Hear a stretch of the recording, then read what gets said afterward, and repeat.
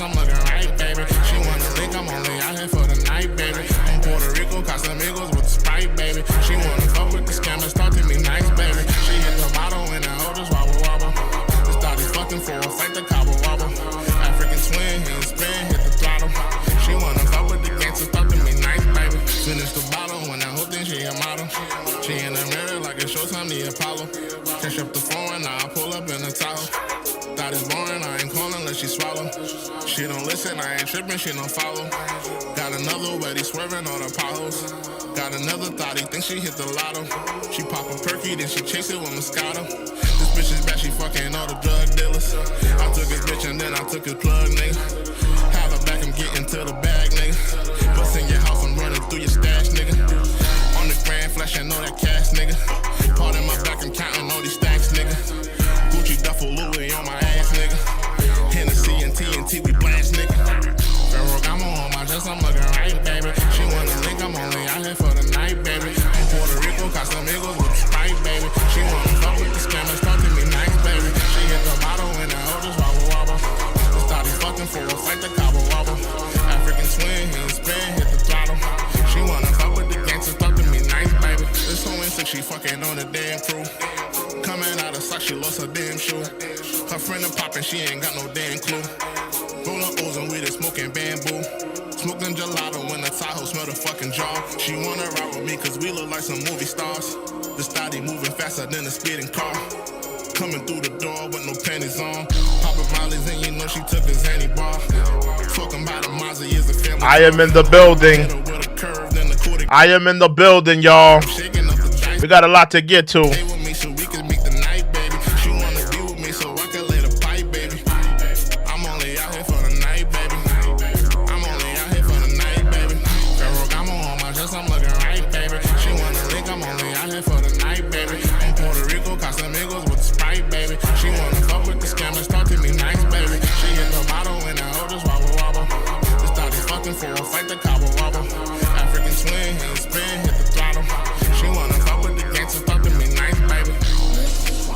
Welcome to the Check-in Report. I am your humble yet gracious host.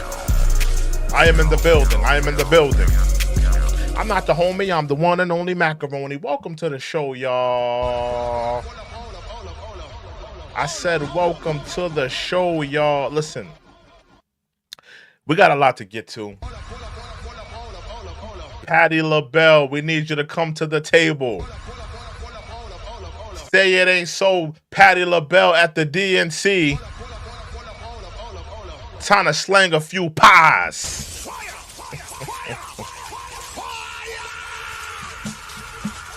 We got to talk about Patti LaBelle. We got to talk about Little John at the DNC. Turned down for what? What's going on, Anderson? What's going on? Well, you know what we're here to talk about. We're here to talk about the political left, man.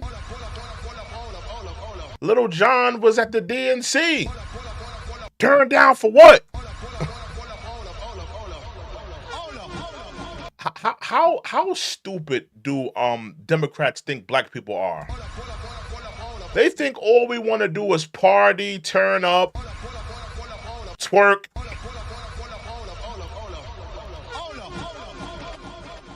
Turn down for what? Is that what you think of the black voters? Is that what you think of the black vote, the Democrats? We're going to get into that tonight.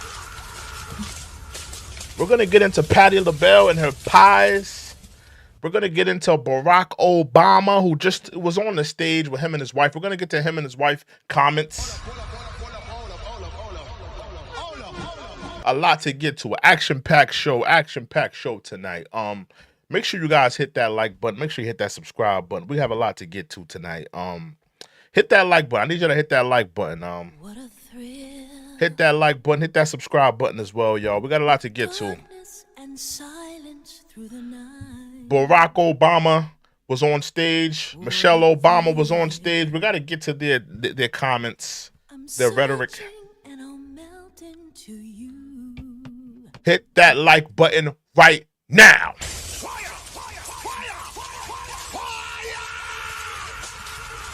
Hit that like button right now. And as always, if you want to be a part of the show, please put it in a super chat, put it in a donation. We put respect on all donors here. And I want people to be a part of the show and be a part of the dialogue and discussion. So make sure you do that. But we're going to get to Michelle Obama first. Michelle Obama and Barack Obama, they both took the stage. We're going to play their quotes. We're going to get to Patti LaBelle and the pies. Patti LaBelle trying to sling a few pies at the DNC.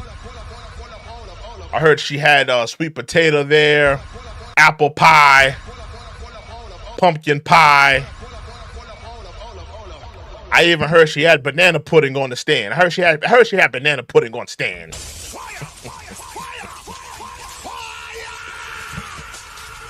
Did Patti LaBelle have the banana pudding on stand, y'all? We need to know. Inquiring minds need to know. Let's get to Michelle Obama taking the stage at the DNC. Let's get into that. We have to get into that. Let's get into that. 1 second, y'all. Thank you all so much. Thank you so much. Again, hit that like button, y'all. Hit that like button. We have a lot to get into tonight. Two deceivers took the stage. Barack Obama and Michelle Obama have been deceiving black people. Two deceivers took the stage tonight. We have to get to it tonight. We have to talk about it tonight. Hit that like button. Hit that subscribe button right now.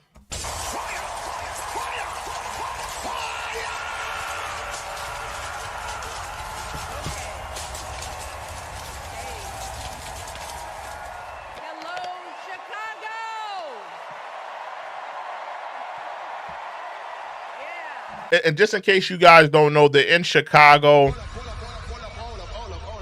This is the place where Barack Obama made his bones.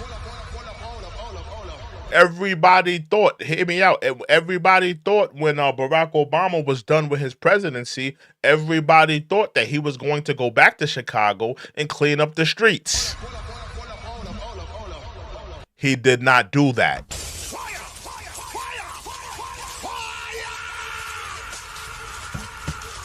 We're going to get to Barack Obama letting down the people of Chicago.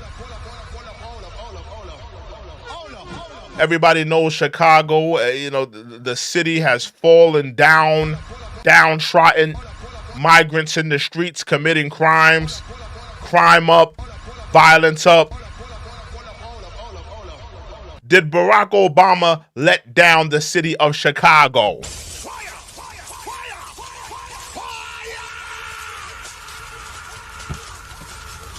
And humor me in the chat. Was Barack Obama a good president? Let me know. That's the vote tonight. Was Barack Obama a good president? I want to know. Let's get to it though. All right.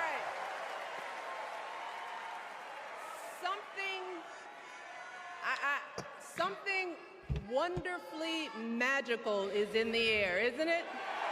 It smells like dog dung, cow dung. It smells like bussy in the air. That's what Michelle is. That's what Michael, not Michelle, but Michael. That's what Michael is smelling. The smell of bussy in the air. It's intoxicating to her.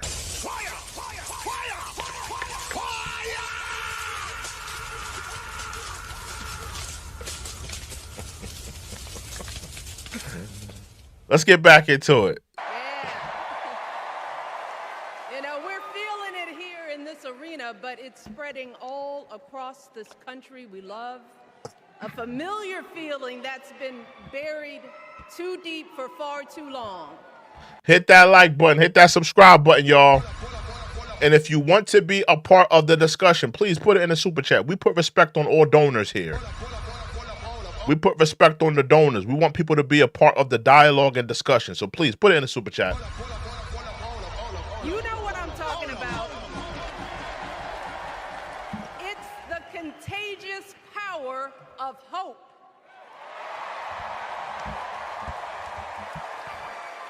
Isn't that what the Obamas ran their campaign on? Hope, hope, hope. Change. But what really changed outside of, you know, a couple of rights for the LGBTQ community?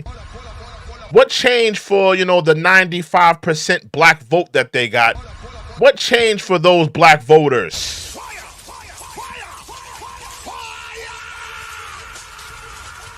The Obamas ran a campaign on what? Change, change, change. Hope, hope, hope, right?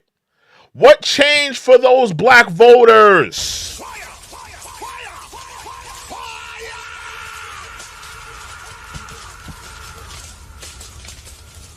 Barack Obama got 95% of the black vote, y'all.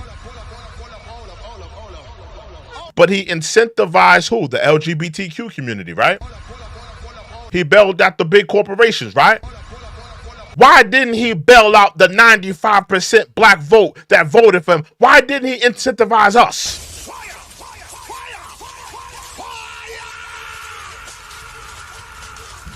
We're going to talk about it tonight. We're here.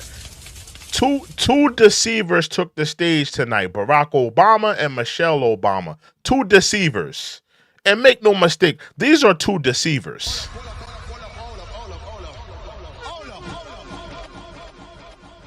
Silver-tongued deceivers. Let's get back into it. Anticipation, the energy, the exhilaration of once again being on the cusp of a brighter day. The chance. How are we on the cusp of a brighter day, Michelle? People can't afford to pay for their groceries. People can't afford to keep their apartments, their houses. They're missing their car payments.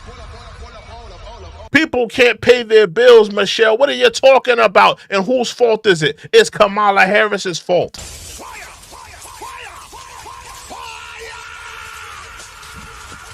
So how are we on the cusp of a brighter day, Michelle?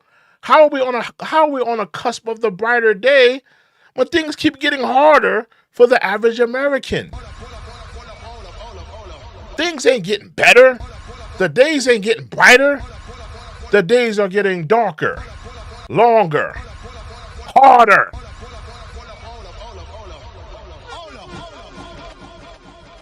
And who do we have to blame, Michelle? We have to blame the Democrats. We have to blame your party. We have to blame people like your husband. We have to blame people like your husband's VP, Joe Biden. We have to blame people like who? Kamala Harris. They are responsible for the shape that this country's in. They are responsible for the shape the economy's in. They are responsible. But you're going to get up here and you're going to tell people brighter days are coming. Brighter days are coming. She's in office right now, Michelle. What's stopping her from making a brighter day now? Why do we got to wait till election season for a brighter day, Michelle? Why?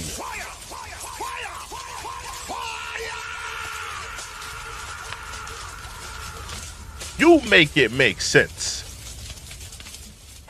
To vanquish the demons of fear, division, and hate that have consumed us. I'm looking at a demon right now.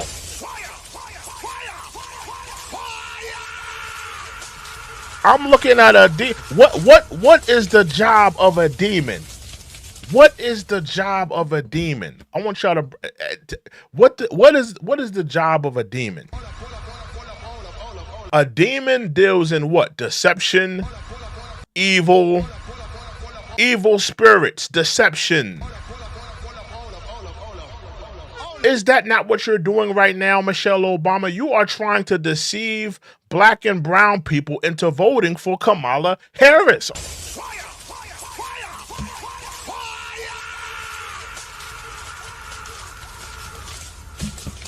You are dealing in deception. You are dealing in evil. Are you not? Are you not right now dealing in that? And continue pursuing the unfinished promise of this great nation, the dream that our parents and grandparents fought and died and sacrificed for. America, hope is making a comeback. When did we get hope? You promised hope to the black voters. They did not receive that. You promised change for the black voters, the 95% of voters that voted for Barack Obama, the all black. They did not receive that, Michelle Obama. So how is it coming back for black voters when they never received it?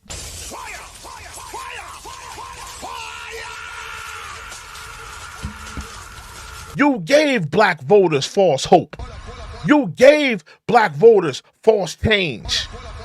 You ran a campaign. Some people call it a campaign. I call the Barack Obama campaign a scam-paign. And you made black people come out and vote thinking that things would change, thinking that things would be better. But you lied to them. You played in our faces, Obama. You played in our faces, Michelle. You incentivized the LGBT community and you spit in the face of the black voters. Did you not, Michelle?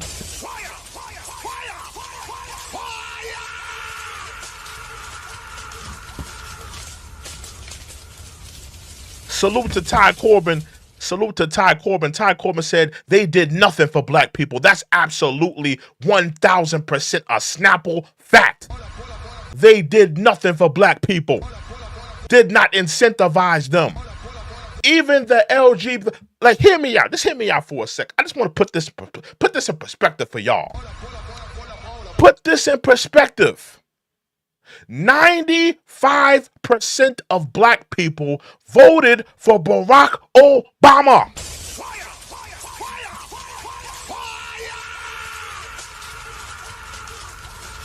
Not the 27% that Trump has. Not the 72% that Kamala has. But 95% of the black vote went to Barack Obama. Walk with me, walk with me. Barack Obama didn't get 95% of the LGBTQ vote. Barack Obama didn't get 95% of the 1% vote. You know, the 1%ers, the wealthy, the billionaires. He didn't get 1%. He didn't get 95% of the 1%er votes that he bailed out the big corporations. He didn't get 95% of their votes.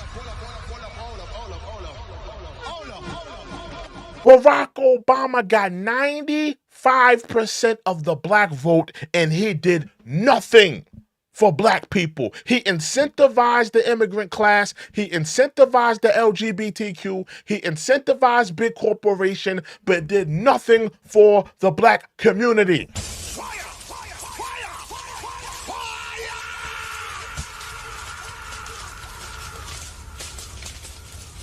They played in our faces, and they're continually playing in our faces. They are nothing but celebratory, token niggas.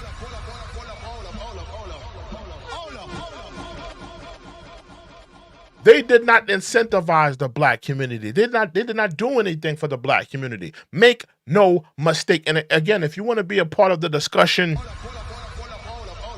we put respect on the donors here. I want people to be a part of this discussion and this dialogue. Please be a part of the discussion. Make sure you hit that like button. Make sure you hit that subscribe button. Let's get back into a Michael, not Michelle, but Michael Obama.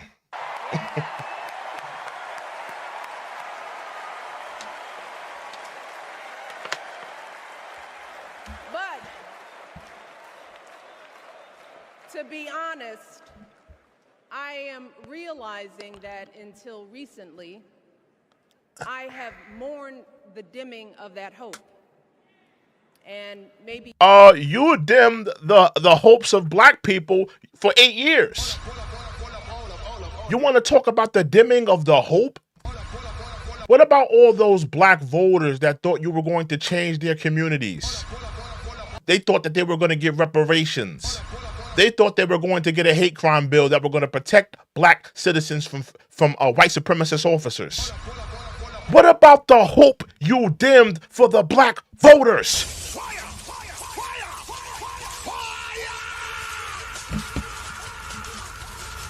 Did he not dim the hope of those black voters, thinking things would change, thinking they would not see another Trayvon Martin, thinking they would not see another Sonia Massey, George Floyd, Tamir Rice? Did you not let them down? Did you not dim those black voters' hopes, Michelle?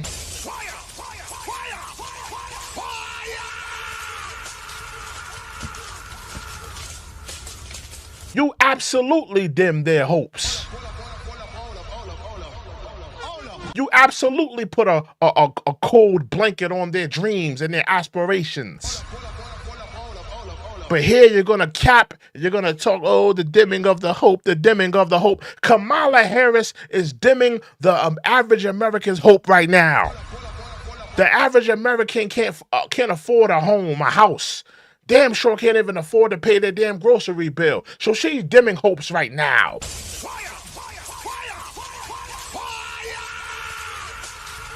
Dimming hopes. All the Democrats do. How about this? How about this, y'all? How about this? How about this? How about this? This is something that we didn't think about, because she's talking about, the dimming of hopes, right? What about those protesters outside? Those pro-Palestine protesters. Did you not dim their hopes, Michelle Obama? Democrats, did you not dim their hopes?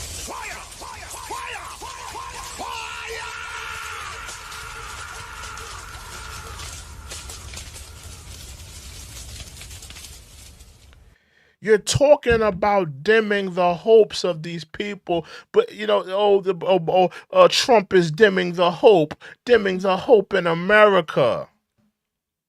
You know what's dimming the hope? Americans not being able to put groceries in their homes, in their refrigerators. You know what's dimming the hopes? That college student getting his degree, and he can't, marry his high school sweetheart, because the housing market is so crazy and ridiculous, out of whack. He has to go home and live with his parents. The Democrats are dimming the hopes of Americans.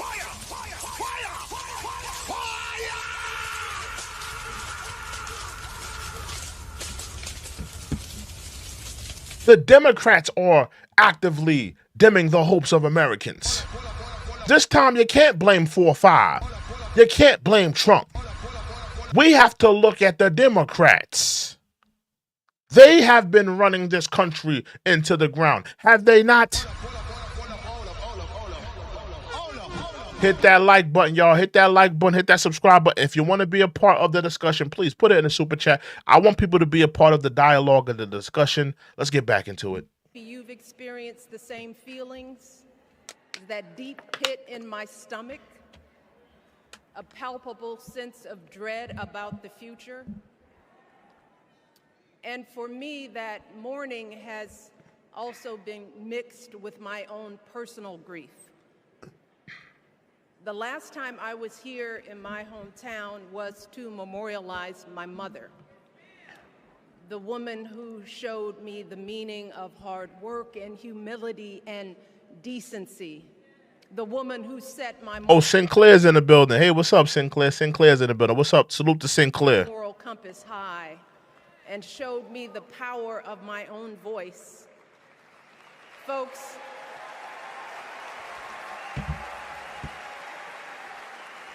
I still feel her loss so profoundly.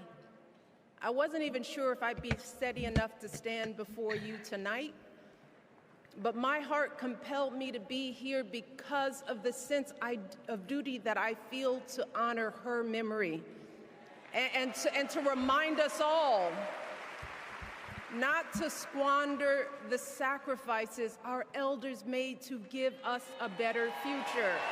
Now, let me speak to that. Let me speak to that because the Democrats are the only ones running with this. Oh, you have to, because I think that's where she's trying to go with what she said. And condolences to her.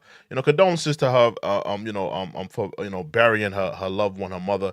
But the Democrats, they keep running with this narrative of the ancestors, the elders, that they died and they fought for us to just vote for the Democrats for the rest of our lives.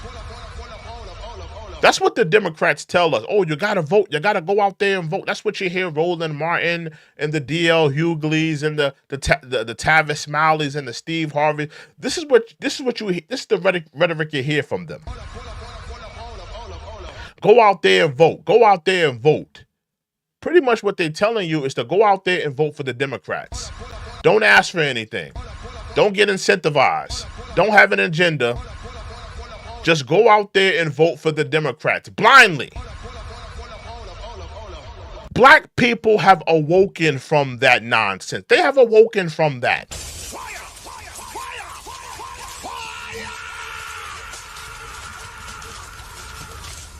We have evolved from that. We are no longer just showing up to vote for the Democrats. And our ancestors, it's a spit in our ancestors' face for you to tell us to just go out and vote for the Democrats every election. Our ancestors didn't die for that. Our ancestors didn't fight to vote for, the Democrats for the next 50 years. That is not what our ancestors died for. They fought for the right to vote. Whether you decide to vote or you decide to stay home and not participate. They fought for the right to vote, not the right to vote for the Democrats and lick boots every election season for the political left.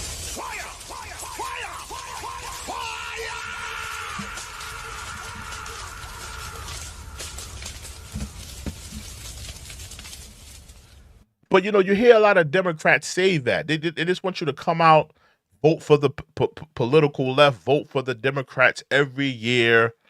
They tell you to go out and vote, go out and vote. They don't expect you to have an agenda, to be incentivized. Black people have awoken from that. We've come out of that. We've evolved from that. We no longer want to be the Democrats, puppets. And them being our puppeteers. We no longer want to be the puppets of the Democratic, left wing. And these people hate us. The Democrats, they have no love for black people. Let's be honest. You got the New York governor saying that black kids, they don't know how to use computers, acting like foundational black kids and Hispanic kids are aboriginals living in a wild rainforest that never seen a computer in their life. Who says that? What's her name? Kathy? I think her name is Kathy Hochul, the New York governor, said black kids are not, they never seen a computer in their lives. Like we're some wild aborigines that never seen a computer. No, it's so high tech. Shame on that. But that's what the Democrats, that's what the white, liberal Democrats think of black people. Because, we focus so much on the conservative racism. We focus so much on the right-wing conservative MAGA hat wearing racism. We don't focus on the liberals and their covert racism. We don't focus on that.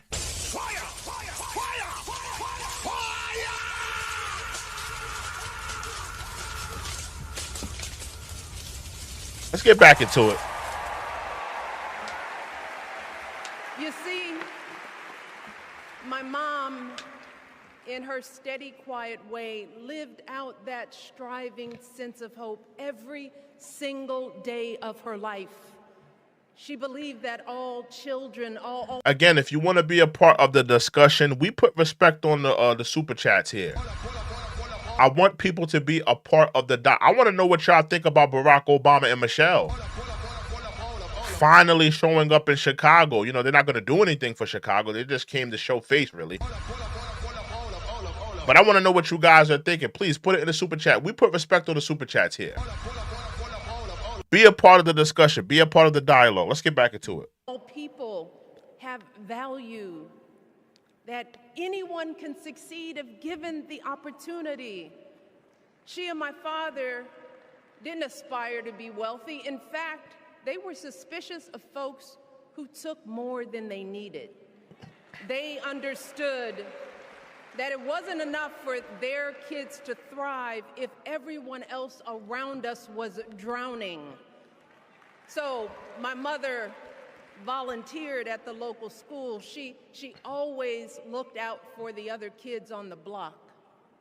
She was glad to do the thankless, unglamorous work that for generations has strengthened the fabric of this nation. The belief that if you do unto others, if you love thy neighbor, if you work and... Hold on. That's not what you did for black people. Where was the love for black people, Michelle? Did you love your neighbor? You didn't show black people any love, Michelle. When Barack was in office, y'all didn't show black people any love. If Barack Obama had any love for black people, he would have signed a hate crime bill that would have protect black citizens from white supremacist officers. He would have did that. He would have passed that anti-lynching bill that sat in the House all those years. He would have passed it if he would have loved thy neighbor. He decided not to do that. And you know what? If he had love for his neighbor, how about Chicago? Let's talk about Chicago. All the gangs, the violence. If he really truly loved thy neighbor, he would have cleaned that city up. He did not do that. He did not clean that city up. We got anybody from Chicago? Anybody from Chicago in here? That hellhole? Anybody from Chicago? Anybody from Illinois? Anybody from Illinois? Yeah, man, that city is ran down, bro. I'm hearing, from what I'm hearing, is that they're actually they're hiding migrants. Because, you know, they got visitors from all over these different states, different Democratic leaders from different, you know, states and whatnot. You know, different people from different communities, you know, out there coming to Chicago. I'm hearing that they're hiding the migrants. A lot of the Chicago people are saying that they're hiding migrants right now because they have all these visitors coming from, you know, different states, you know, for the DNC.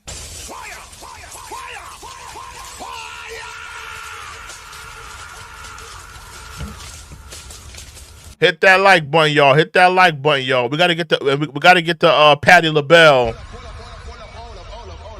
selling sweet potato pies at the DNC, and Little John shucking and jiving and high-fiving for the political left for them butter biscuits.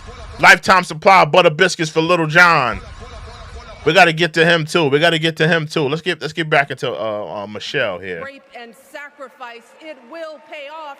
If not for you, then maybe for your children or your grandchildren.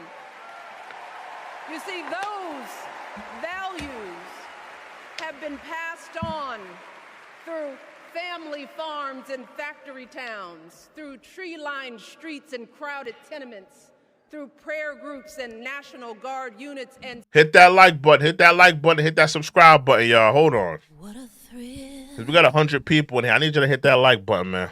With darkness and silence through the night. Hit that like button, hit that subscribe button. What a thrill. Hit that like button, hit that subscribe button, y'all. Hit that like button right now.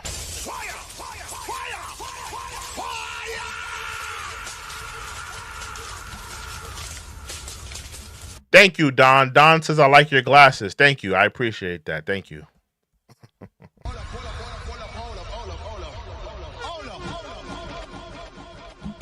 Let's get back into it. In social studies classrooms, those were the values my mother poured into me until her very last breath.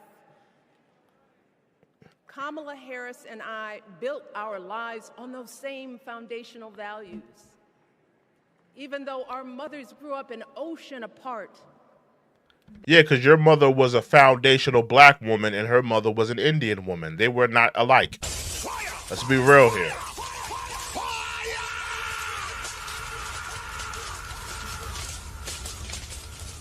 Your mother was a foundational black woman. Her mother was an Indian woman. Very different struggles. Very different America.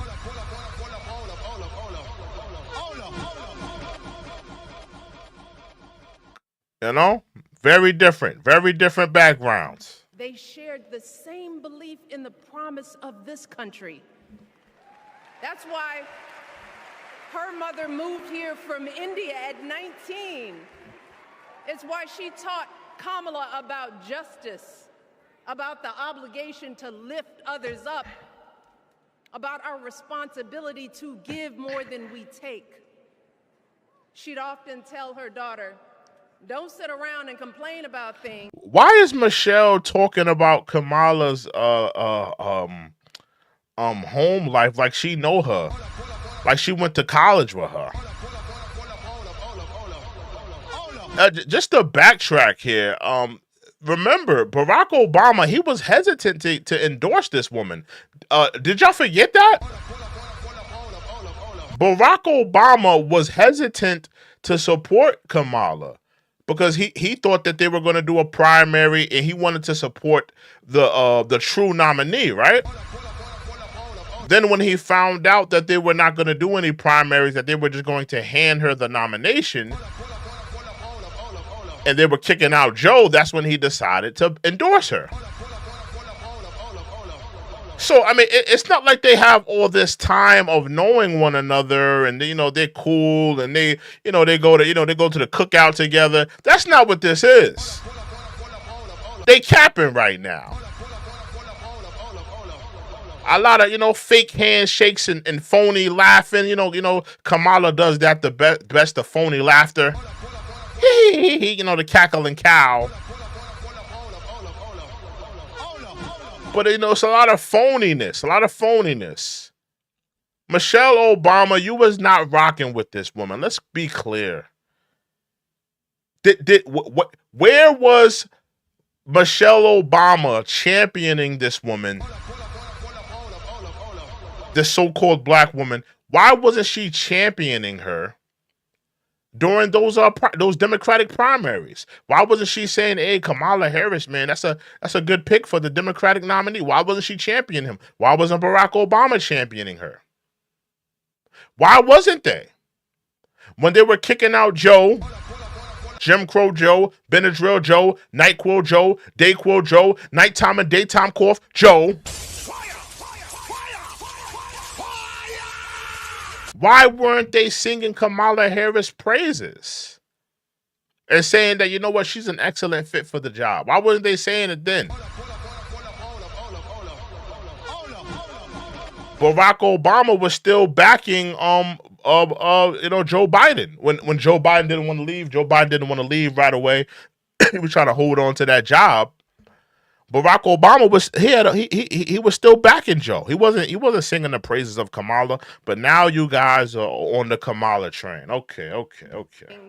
Do something. So, with that voice in her head, Kamala went out and she worked hard in school, graduating from an HBCU. Break Marquis. Welcome to the block party, sir. Break Marquis, please. I need some barbecue potato chips, some alkaline water, and some turkey burgers. Welcome to the block party, sir. Her law degree at a state school. And then she went on to work for the people, fighting to hold lawbreakers accountable, strengthening the rule of law, fighting to get folks better wages, cheaper prescription drugs, a good education, decent health care, child care, elder care. From a middle-class household, Kamala worked her way up to become Vice President of the United States of America. Don't forget about all the black men she locked up for minor drug infractions. Threw them in jail, threw away the key.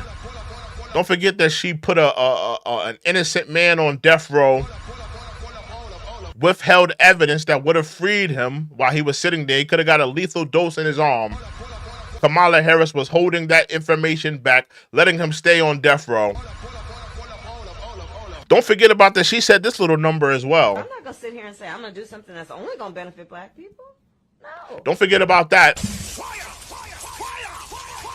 Don't forget about the fact that she's responsible for the inflation in this country. The out of control inflation that is crippling this nation. Don't forget about her and don't forget about her and Biden have dropped the ball on all foreign policies in Israel, Palestine, Russia, Ukraine. China is circling around Taiwan. They've done a horrible job, haven't they?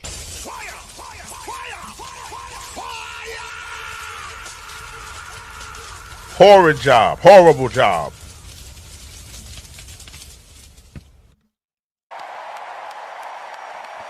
My girl, Kamala Harris. Now she's your girl? You and Barack wasn't trying to touch her with a 10-foot pole a couple months ago. You wasn't trying to touch this woman with a 10-foot pole a couple months ago. Now she's your girl? Michelle?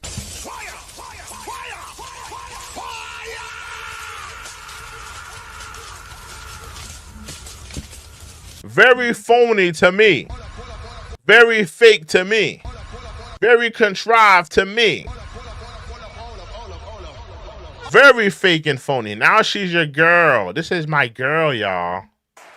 Is more than ready for this moment. She is one of the most qualified people ever to seek the office of the president. How is she qualified? How is she qualified? What makes her qualified to take on the Israel-Hamas situation? Qualified to take on Russia and Ukraine? Qualified to get the economy back to where it needs to be? What makes her qualified? What makes her qualified to take care of the immigration problem when she was the border czar and never went to the border? Doesn't even know what's going on. What makes her qualified, Michelle?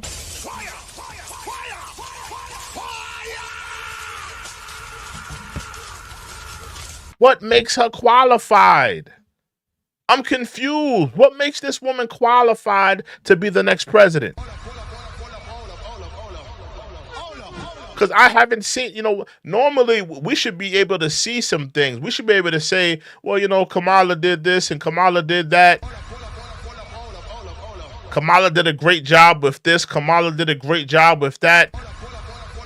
But we're hearing the opposite of that. We're hearing Kamala did a bad job with the border situation. She was the border czar.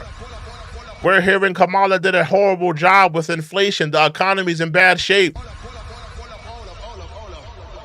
We're hearing, Kamala did a terrible job with abortion. They did a terrible job. They didn't take care. They didn't protect the women. They did a horrible job with foreign policies around the world. They did a horrible job. That's all we're hearing, is that these people did a horrible job, but you're telling me that she's qualified. How?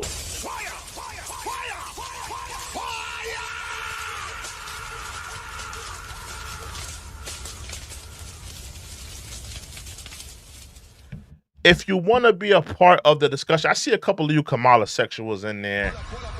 Got your panties in a bunch. I hear you. I hear you. If you want to be a part of the dialogue, you want to be a part of the discussion, and I want you to be a part of the dialogue and the discussion, please put it in the super chat. We put respect on the donors here.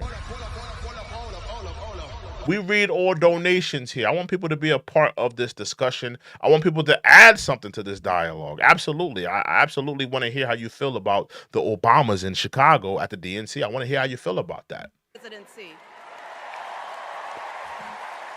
And she is one of the most dignified. A tribute to her mother, to my mother, and how is she dignified? She's cackling every 5 minutes. This is the most unserious presidential candidate we've ever seen. Every time she's turning around, she's cackling. Hee hee hee hee. Yak yak yak yak. Yak yak yak yak yak yak. Ha ha ha ha ha. She's cackling everywhere she go. How is she dignified?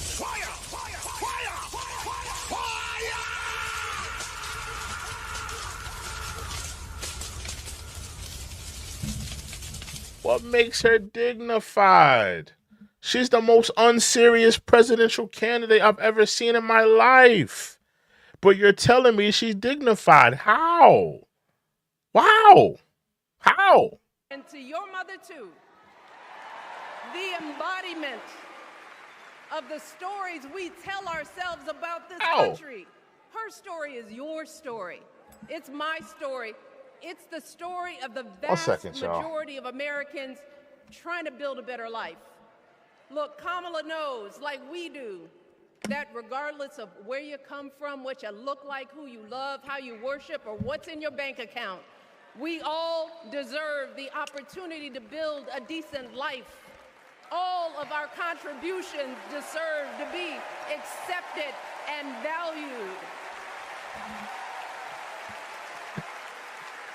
Because no one has a monopoly on what it means to be an American.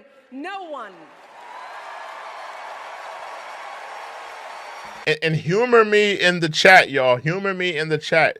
I'll put a poll in the chat. Do you feel like Barack Obama is a good president? Do you feel like that? Just reflect on those 8 years of Barack Obama in office. I just want y'all to reflect on those 8 years.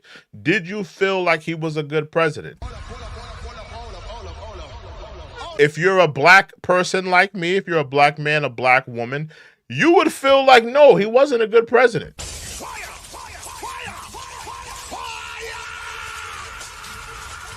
Maybe if you're like in the LGBTQ community, you would probably feel he is. Maybe if you're a white liberal, you would feel like he was. Maybe if you're a proponent of the Affordable Care Act, or you're a proponent of Obamacare, you would say that he is. Me personally, I feel like he was a terrible president. That's my opinion.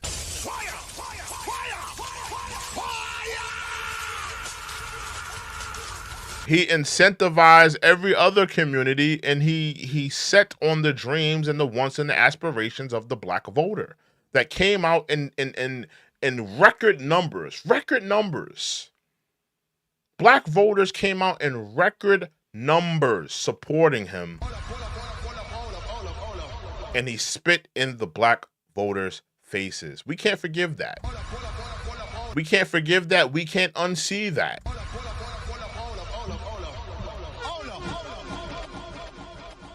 We can't forgive that, and we will not unsee that. We will absolutely not unsee that. And again, man, hit that like button, y'all. Hit that like button, y'all. What a thrill. Hit that like button. Hit that subscribe button. With darkness and silence through the night. Hit that like button. Hit that subscribe button. What a thrill. It's a thrill to be here with y'all, but hit that like button. I ain't playing around with y'all. And I'll melt into you. Hit that like button. Hit that subscribe button right now. Playing around with y'all. Hit my bell.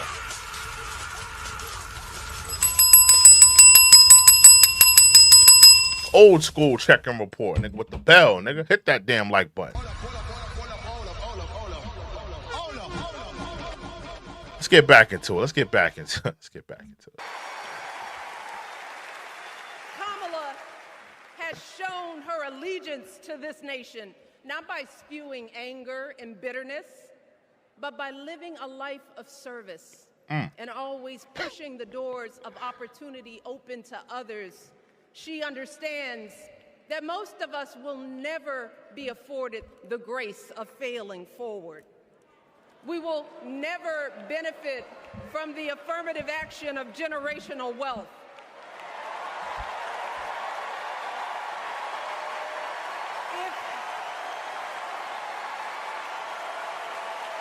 If we bankrupt a business or choke in a crisis, we don't get a second, third, or fourth chance.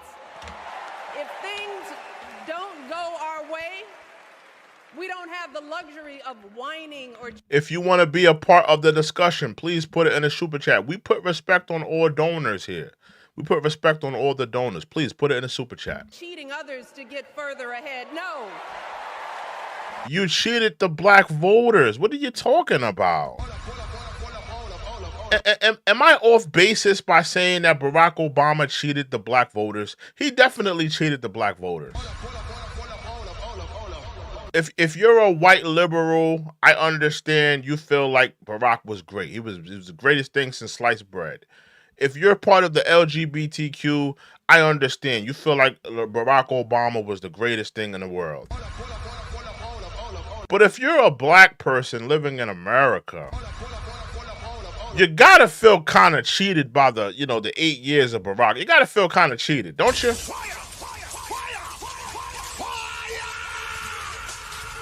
I feel cheated. I feel cheated. I feel cheated as a black voter. I voted for him in 2008.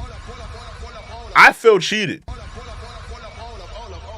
You ran a campaign of hope and change, and we got more or less the same.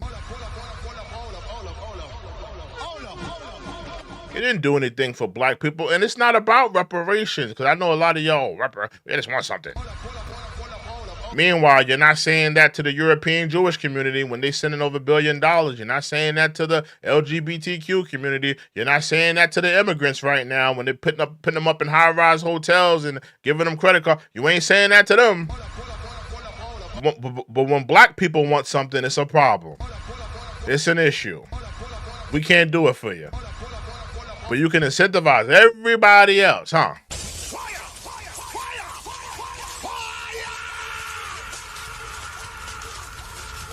But if you're a black person in this country, you can't help but feel cheated by the Barack Obama administration.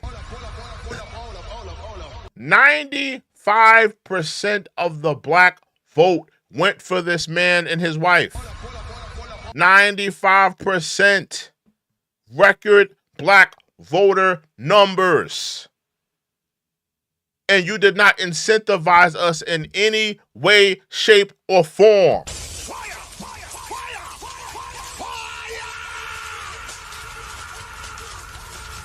Don't talk to me about no My Brother's Keeper initiative.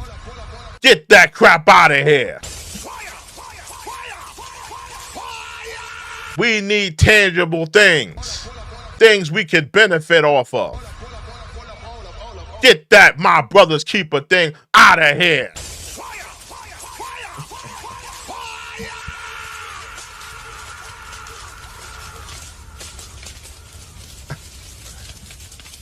Let's get back into it. We don't get to change the rules, so we always win. If we see a mountain in front of us, we don't expect there to be an escalator waiting to take us to the top. No. We put our heads down. We get to work. In America, we do something. And throughout her entire life, that's what we've seen from Kamala Harris. The steel of her spine, the steadiness of her upbringing, the honesty of her example, and yes, the joy of her laughter and her light. The joy of her laughter?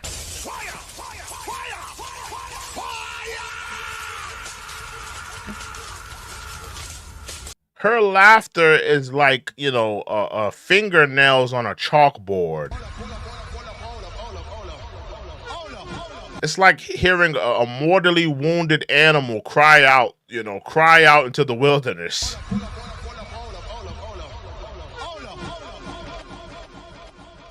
She has the laughter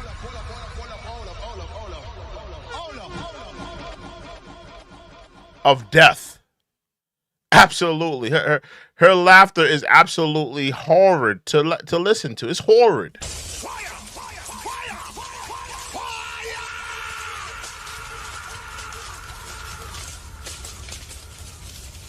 Yeah, I don't think anyone enjoys her. Even the Democrats. I heard the Democrats they've been telling her that she needs to reduce her laughter because it's really like turning people off. It's not just us. We're not the crazy ones. Even the Democrat. Have you noticed that she's been laughing less? I've noticed that she's definitely been laughing less. The Democrats definitely have had a talk with her and told her like, yo, you need to like chill out with the laughing because like you're really like scaring a lot of people. Like people don't like your laughter. It's like very like it's not like a cute laugh. It's very like horrid to listen to. It doesn't sound good. It's not music to the ears. Okay, let's get back into it. Though. Let's get back into it. It couldn't be more obvious. Of the two major candidates in this race, only Kamala Harris truly understands the unseen labor and unwavering commitment that has always made America great.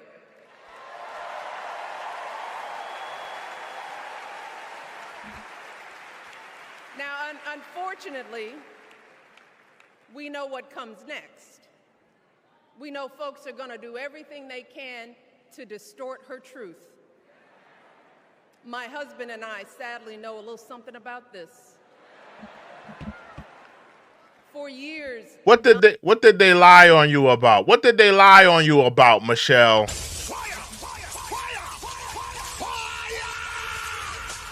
What did they lie on you about? I don't hear nobody making up lies on you. I just told the truth about you and your husband on here. You did absolutely nothing for black people. You did absolutely nothing for the black voters. Is that a lie? Because if you ask any American, you ask any black American, they'll feel the same. It's a general consensus that Barack Obama was not for black people, was not for the black agenda. If you're talking about, Fox News, talking about you had a sex change, you take that up with them.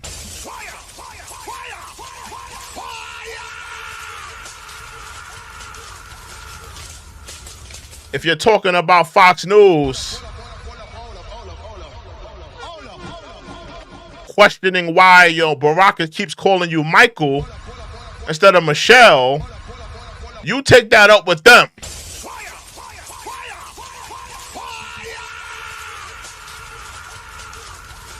But when it comes to black people, we ain't been lying on you. We told the truth about you. You did nothing for the black voters. You didn't help the black voters. You did nothing for black people. All while inciting the LGBTQ community. That's what you did.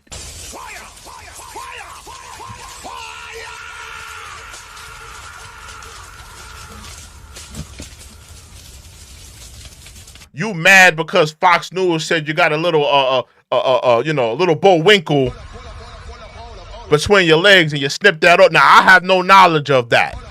I have absolutely no knowledge of that. But like I said, you take that up with Fox News. You take that up with them. You don't take that up with the black community. We held you in high regard up until we saw what you really were. We were partakers in the tokenism until we realized that you were not helping black people. That the Democrats just gave us more tokenism. We just see you for who you are, Michelle. We see Barack Obama for what he is. Deceivers. Liars. And I would like to change the narrative on Barack Obama. You know, a lot of people called him the first black president. I want to change that. Barack Obama was not the first black president. I think this better suits him. This better suits Barack Obama. Barack Obama is the first LGBTQ president. Yes, he is.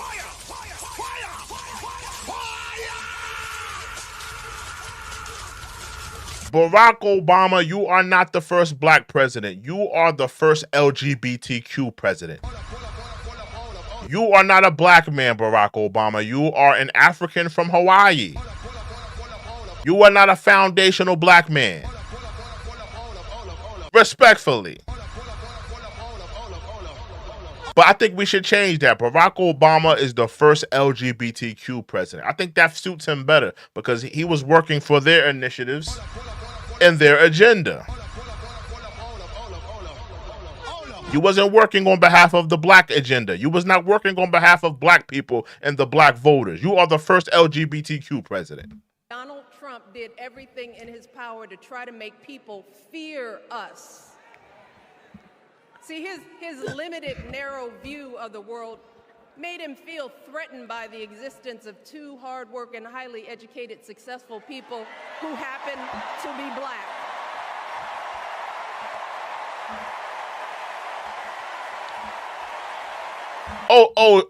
Is she mad because is she mad because what did Trump say? Trump said that Barack was born in Kenya, right? I remember that. Is that what she's mad about? Because Barack, I think Trump said Barack he wanted to see Barack's his birth certificate. He was saying that Barack was born in Kenya, something like that.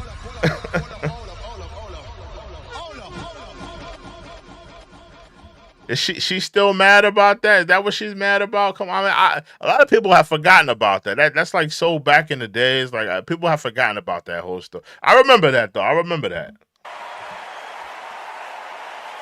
Wait.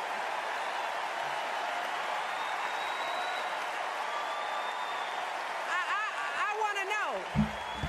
I want to know. Who's going to tell him? Who's going to tell him that the job he's currently seeking might just be one of those black jobs? Again, with this black job thing. Like, I think people like they really in their panties about this black job thing. I understood what Trump was saying. He's just what he was saying, and this is just my opinion. This is what I feel like he was saying. You know, I feel like when he was saying black jobs, I think he was talking about just jobs in general, right? State jobs, regular blue collar jobs. The Democrats, because they have, you know, the Democrats, they have racist, covert racist minds. They twisted it and they tried to make it sound like, Trump was talking about somebody washing cars, somebody flipping burgers at McDonald's. These are black jobs. I think Trump was talking about just, you know, regular blue collar jobs, whether they be in, whether they just be a trucker, a mechanic, a state job, a job for the city. And these are jobs that immigrants are taking. That's what I thought Trump was coming from. That's what I thought he was talking about. But the Democrats, they have such, you know, covert racist minds that they want to make everything a race issue. They want to, you know, weaponize race against, Donald Trump. When in reality, they have a bunch of white supremacists in their party as well. the Democrats are covert racism. I just talked about how the governor of New York, the governor of New York State, I think her name is Kathy Hochul, whatever her name is. This white woman talking about, oh, black kids, they don't even know how to use computers. Black kids in New York, they'd never seen a computer. She act like black kids in New York City are like wild aboriginals living in a rainforest or something. Like New York City kids, or like, you know, like they're in some remote, you know, village in Africa or something like that. A lot of these Democrats are covert white racists. Absolutely. So in my opinion, I feel like it was the Democrats who, you know, had this covert racist mind, who wanted to take that black job quote and turn it into something racial, in my opinion.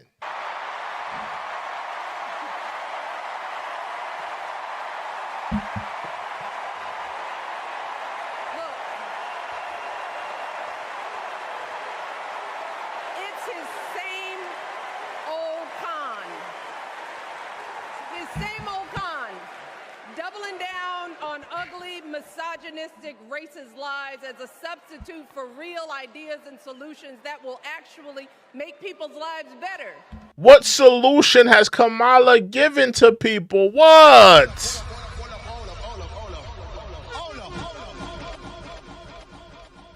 What solution has she gotten?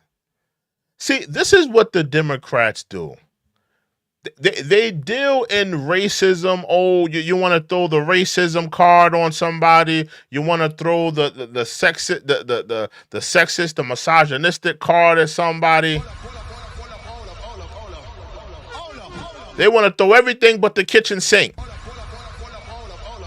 But you know what you know what Michelle Obama and Barack Obama is not going to talk about? They're not going to talk about that chef that wound up in their lake. They're not going to talk about that, huh? How did that chef end up in that lake? Are they going to talk about that? Maybe Trump should talk about that in his next rally. How did that chef end up in your lake? Inquiring minds want to know. Inquiring minds want to know. Because, you know, I feel like they throw these things out there. They throw out, the misogynistic and the racist and this and this and this, when these people have skeletons in their closet. How about this? You know, let's get away from the lake thing. How about this? What about Barack Obama sending drones to that country? They said that Barack Obama was the king of the drones, dropping bombs in those drones. A lot of those bombs that they dropped from those drones, they landed on innocent people, women, children. Are you going to talk about that, Michelle? Are you going to talk about the women and children that lost their lives because your husband wanted to drop off bombs off of drones? Are you gonna talk about that? It's so, see, that's what makes me so infuriated with the Democrats. They want to bring up everybody else's dirt, but the minute somebody brings up their dirt, oh, you're going low. What are you hiding, Michelle? What is your husband hiding?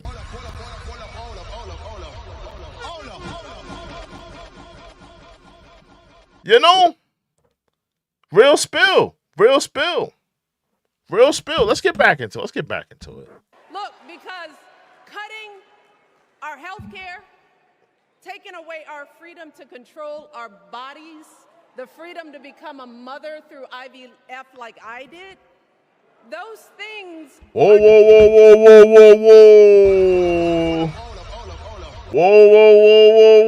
Did you hear that?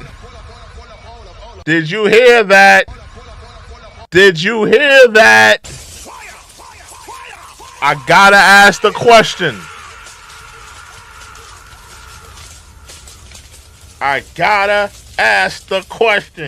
And you know where I'm going with this. Some of you know where I'm going with the. Now, some of y'all don't know what IVF is, right? It's like I think it's called in vertical fertilization or whatever, something like that. It's pretty much to help a woman get pregnant or something like that. I have to ask the question, because what she just confirmed to us that she did not have her daughters naturally, right? A lot of people have speculated that Michelle Obama did not conceive her children.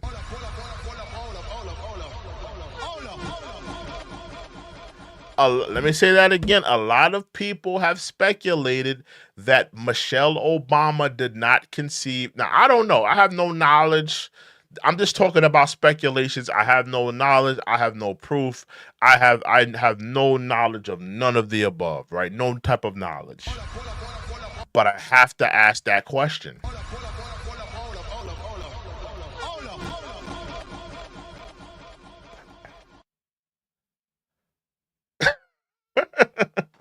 I don't even want to ask it, but you know what I want to say. Fox News has talked about it. Joan Rivers has talked about it.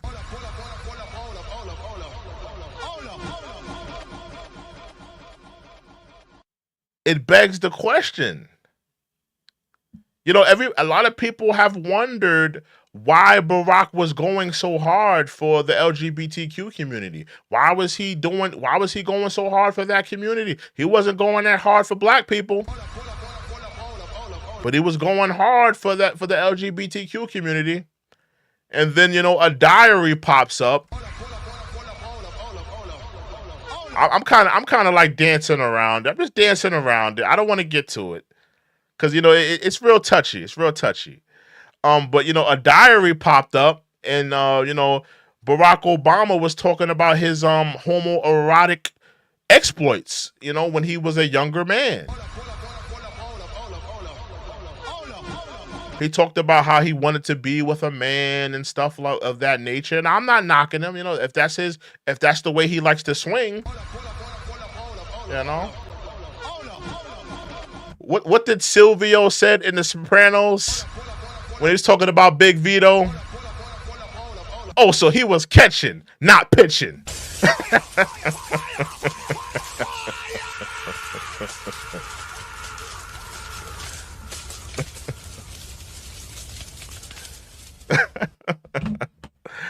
Hey, man, I'm just saying, it's a touchy subject. I'm not going to say what I want to say. I want to say it, but I'm not going to say it. I'm going to leave it alone. I'm going to have a little respect tonight. Yeah, man, but, listen, a lot of people have wondered, and now I've never heard that before. I've never heard that she used IVF. I've never heard that. That's the first time I've heard that. So it really gives more, ammo and more, gas to the conspiracy theories that a lot of people have been saying. And now my eyebrow is starting to go up, and I'm starting to think, and I'm starting to ponder a lot of things now.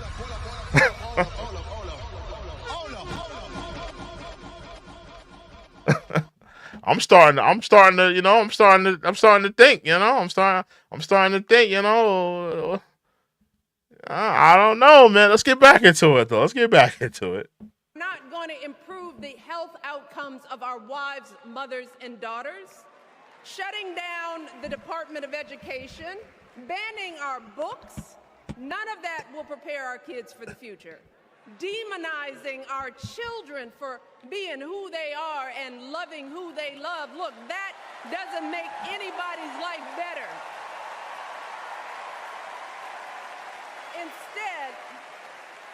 Instead, it only makes us small. And let me tell you this, going small is never the answer. Going small is the opposite of what we teach our kids. Going small is petty, it's unhealthy, and quite frankly, it's unpresidential.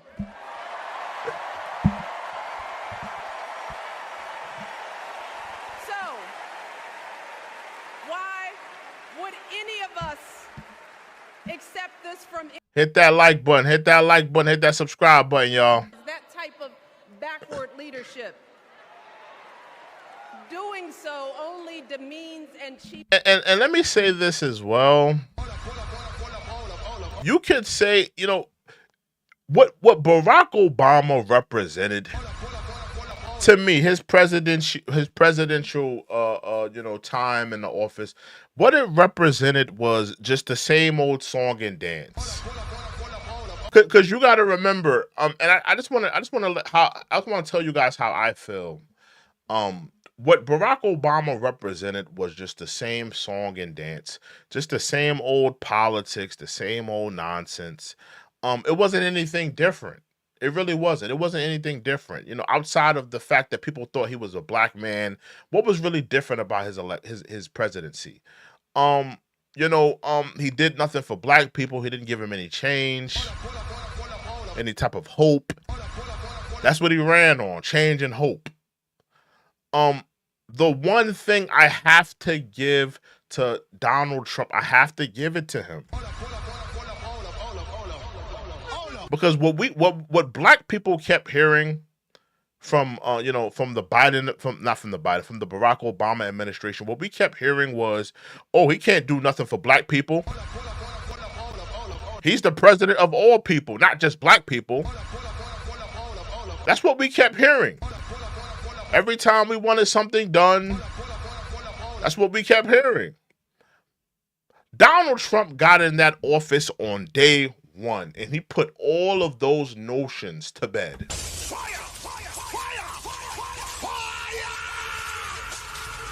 All of those notions of a president can't do this, a president can't do that,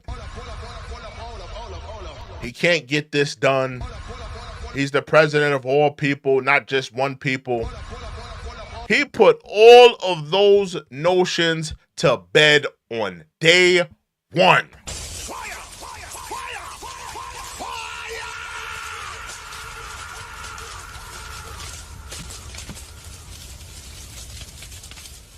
That's the type of leader I like. I like the leader that gets things done on day one.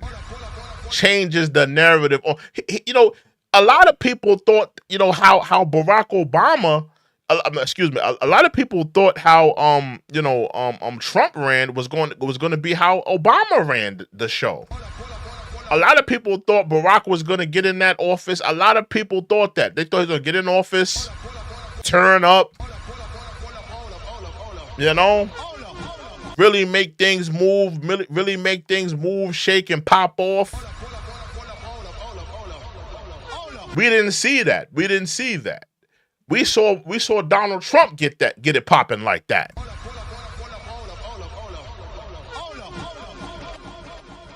That's a fact. So, I mean, Barack Obama, to me, he just represents just the same old politics. The same old politics, the same old thing, no change, just, token nothing burgers, empty promises, and tokenism. That's what he represents to me. Absolutely.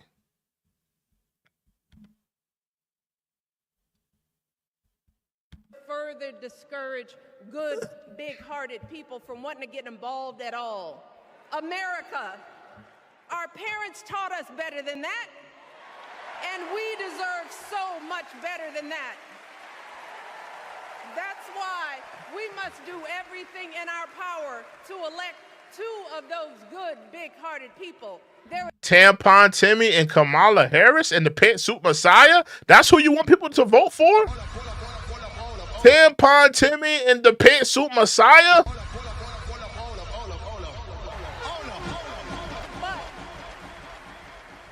as we embrace, hit that like button, y'all. Hit that like button. Hit that subscribe button, y'all. Forget the despair we have felt. Let us not forget what we are up against. Yes, Kamala and Tim are doing great now. We're loving it. They're packing arenas across the country. Folks are energized. We are feeling good. That's an absolute lie. They've been reports of empty houses. They said the DNC, they said there was a lot of empty seats at the DMC on night one.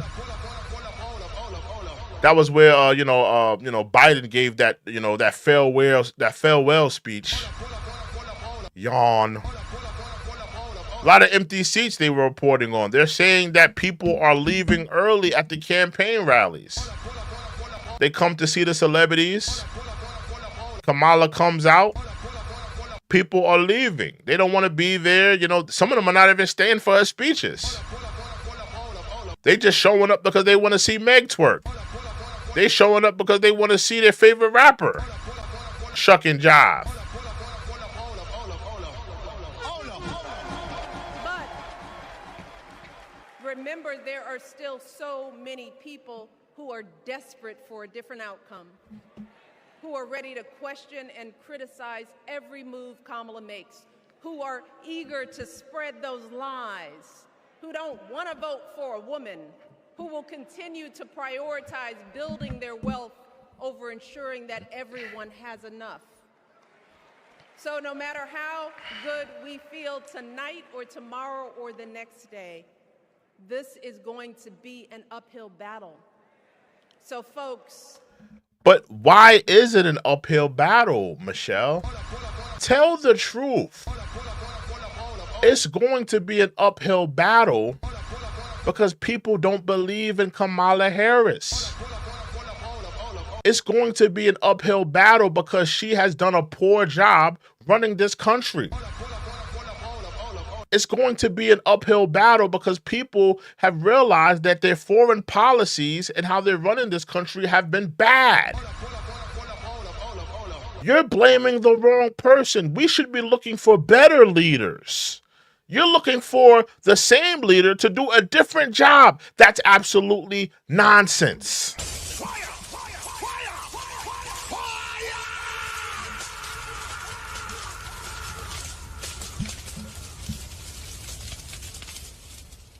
People are out there, protesters. People out there, protesters. They're mad at the Democrats. A lot of those people, they used to be Democrats themselves.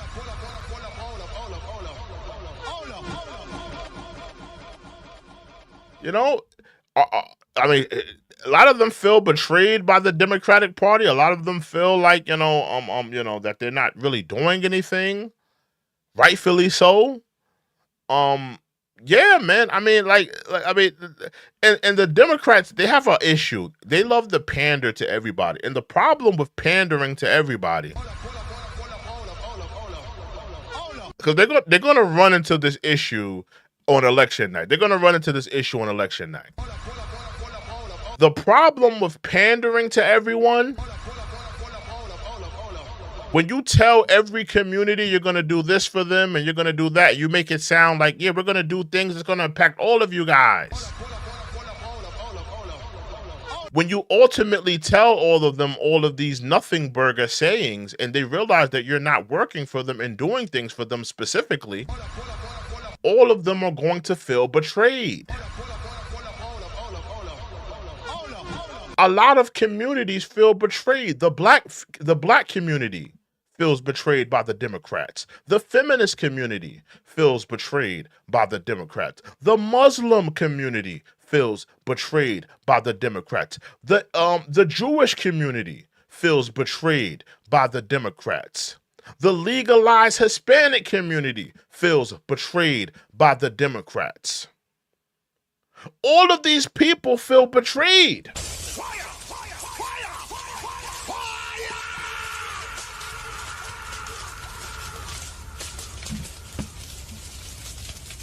So that's the issue that they're going to run into on election night, because when you pander, and then everybody realize, well, you keep pandering to us, but you're not doing anything for us. When they get to that election booth, when they get to that voting booth, they're going to say, well, you know what? I'm not voting for you because you haven't been doing anything for us. That's what they're going to run into that on election night. They don't see that deer in the headlight for them. They think it's a good look that they got protesters outside swarming the building, yelling at them, all while they having this little DNC, bussy party inside.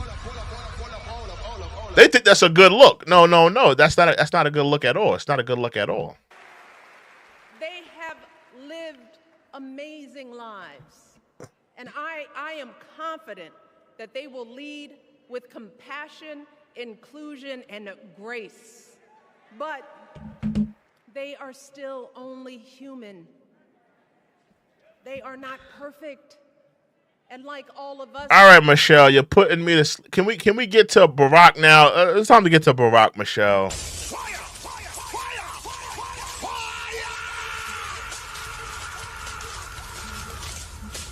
I thought Joe Biden was putting me to sleep, Michelle. You're putting me to sleep, Michelle. Please. You identify politically. Whether you're Democrat, Republican, Independent, or none of the above, this is our time to stand up for what we know in our hearts is right.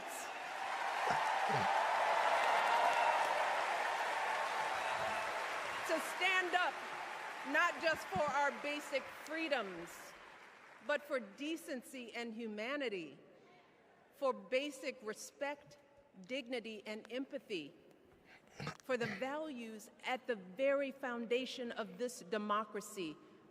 It's up to us to remember what Kamala... Hit that like button. We almost had 100 likes. Hit that like button, y'all. If you want to be a part of the discussion, please put it in a super chat.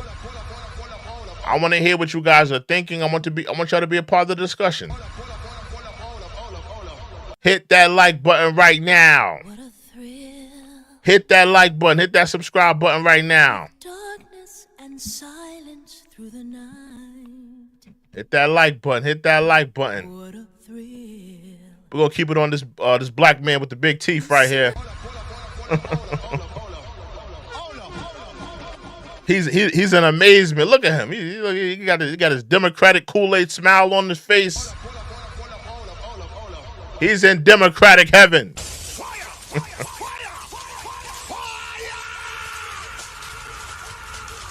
He's in Democratic heaven. He's in Democratic heaven. All he needs is a couple white women on his shoulder. Some butter biscuits and some white women on his shoulder. He'll be in Democratic heaven.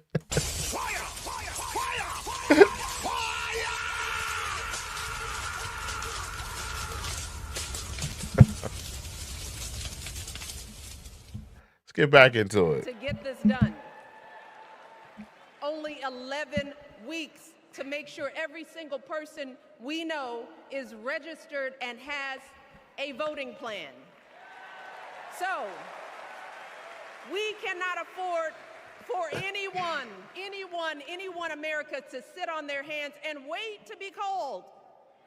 Don't complain if no one from the campaign has specifically reached out to you to ask you for your support. There is simply no time for that kind of foolishness. You know what you need to do. Yeah, you know what to do. Don't vote.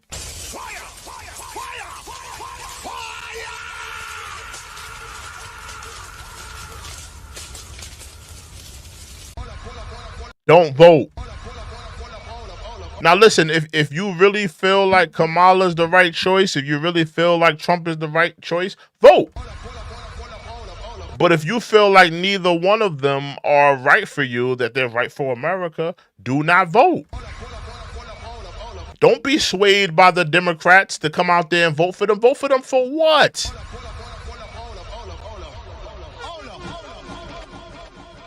Focus on voting locally. Vote locally. Vote for your, vote for the local people running in, in your state, in your cities. Don't vote for any of these crooks in the White House. Don't vote for them. Don't vote for Trump or Kamala. That's my opinion. Salute to biggest complainer with the $2 donation. Salute to you, sir.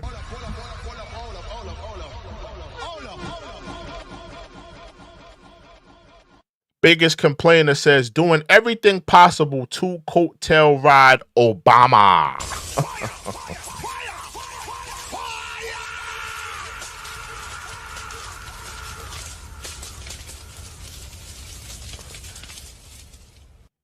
Yeah, that's what she's doing, you know.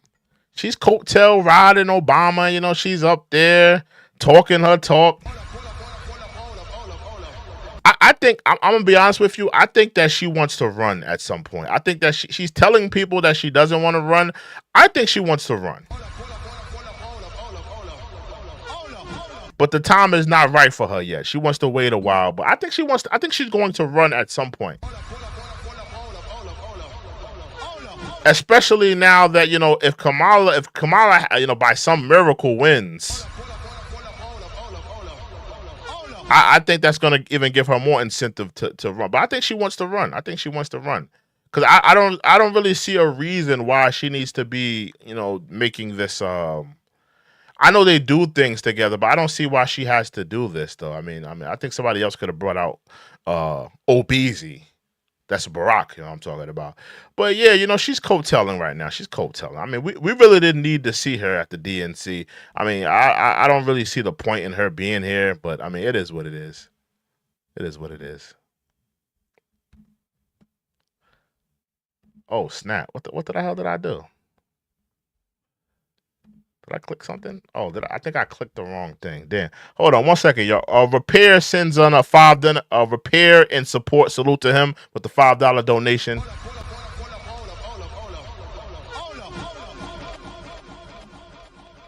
With the $5 donation, he says, "Thank you, sir, for your analysis. Best wishes. Salute to Repair and support. Salute to you, sir."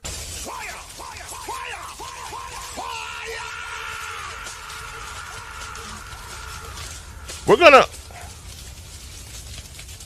skip to Barack Obama's speech because Michelle has kind of put me to sleep. And you know, listen, man, you know, Joe Biden was putting me to sleep last night. Now it's Michelle putting me to sleep. So we're gonna skip to Obeezy. See what Obeezy's talking about. And Vice President of the United States, Kamala Harris and Tim Walz. Thank you all. God bless.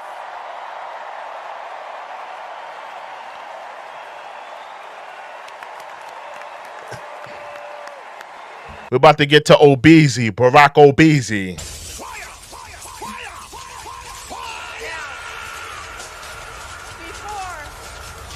The great, AKA the Great Deceiver. I call him the Great Deceiver. Barack Obama, the Great Deceiver. The Silver Tongue Devil.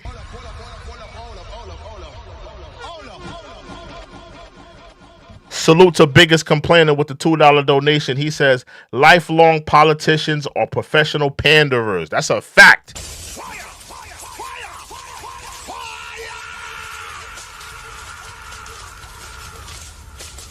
That's an absolute Snapple fact. You know, most politicians are, you know, panderers. They're going to say whatever they can to get the vote, whatever they can to get into the White House, to the big house. But see, you know, the thing about the Democrats is, you know, they have no morality in their pandering, you know? There's no morality in their pandering. They're pander to anybody. They're pander to the Americans. They're pander to the anti-Americans. They're pander to people who's pro-life, they're pander to the abortionists. They're pander to the Christians. They're pander to the Satanists. There's no morality to their pandering. When I was speaking about the Democrats, there's no morality to their pandering.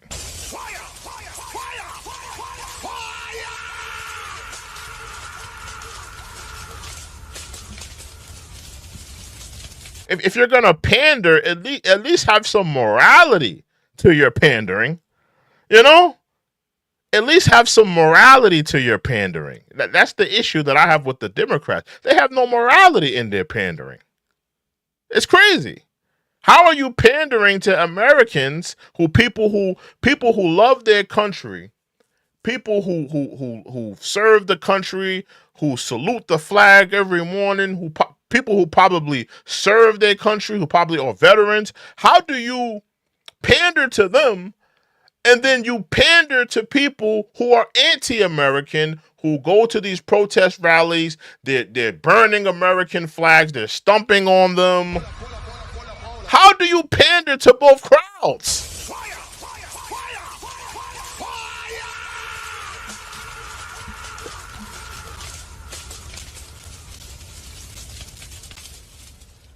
It's nuts. It's nuts. Let's get back into it, though. Barack Obama. They're playing a little bit of music, so I'm just going to silence it till he comes out. The Great Deceiver is now taking the stage, y'all. The Great Deceiver.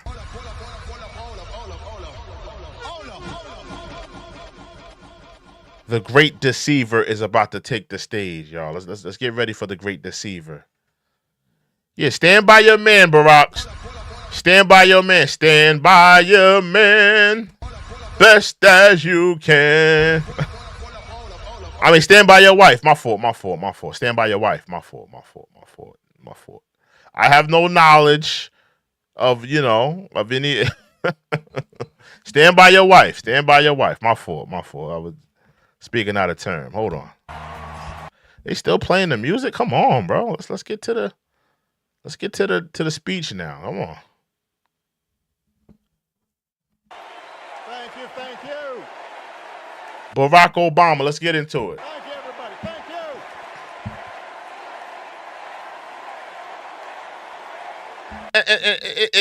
you. It kind of mystifies me. I know I'm stuttering crazy right now. But it really baffles me how people are still underneath the spell of Barack Obama. Still underneath the spell of Barack Obama. Salute to biggest complainer with the $2 donation. Salute to you, sir. He says, opinion. Trump could have used a Ben Carson, not Vance. I agree. I'm not sold on JD Vance. I'm not sold on him. I'm not sold on JD Vance. I kind of get what he was trying to do with JD Vance. I do like JD Vance better than Tim Walz. Tim Walz is just absolutely horrendous. He's just too radical for me. He's too radical. So I do like JD. I like Trump's pick for VP better than Kamala's pick for VP. Yeah, man. Ben Carson. I'm not a big Ben Carson guy. He's all right. Smart man. What is he, like a brain surgeon? Very smart man. I'm just not sold on him. He doesn't have a lot of energy for me. He's just he's a little too laid back for me. It's a little too laid back. Smart man, but just a little too laid back for me. But let's continue.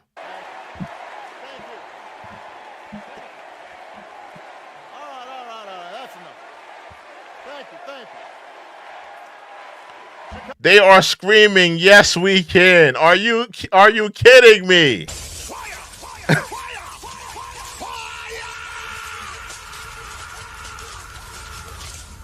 They are screaming, "Yes, we can." Are you kidding me? Are you kidding me? The Democrats are still underneath the spell of Barack Obama. You gotta come on now. Come on.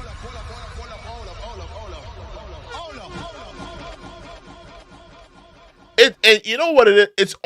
It's only white liberals that feel like this about Barack. It's only white liberals. You go to any neighborhood and you go to any hood, you go to any black community, you go to any Hispanic community, you go to any immigrant community.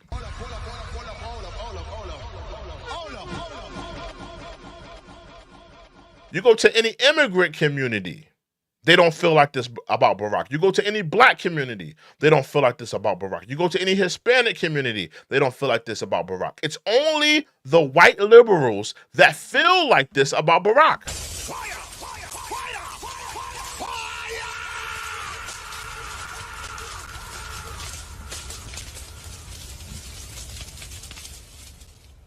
It's only the white liberals that feel like this about Barack. Barack is not getting this welcome.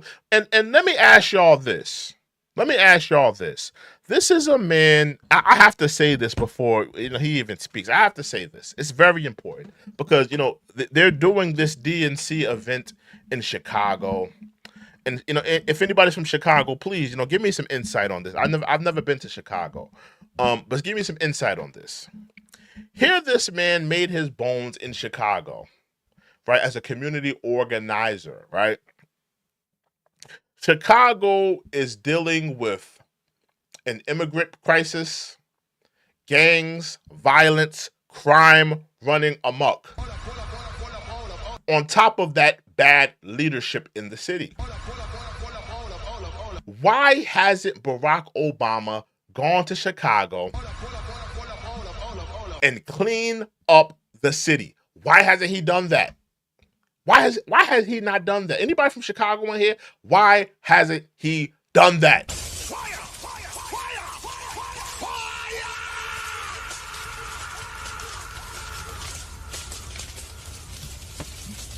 Somebody said in Chicago we support him. I'm sure you support him in California.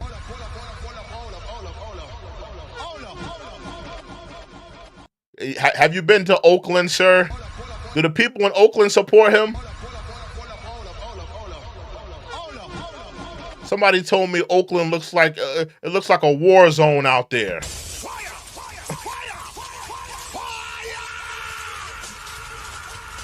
All these Democratic ran cities, they all ran down, gone to shit. Let's be real here. All these Democratic cities, I mean, they champion these people, but can we name one Democratic city that's a utopia? Think about it, from New York to California. Democratic ran cities gone to shit.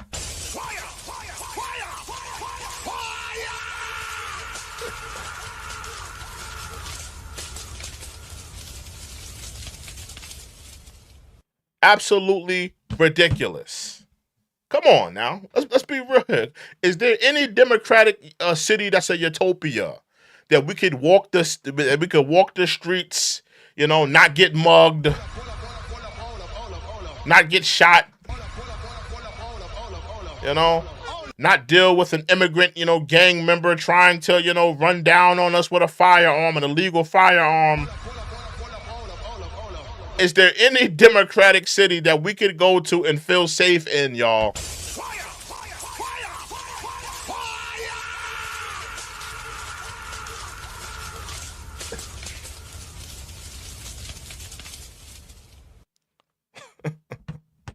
I'm just asking a question. Let's get back into Barack. Chicago! It's good to be home. It is good to be home, and I don't know about you, but I'm feeling fired up.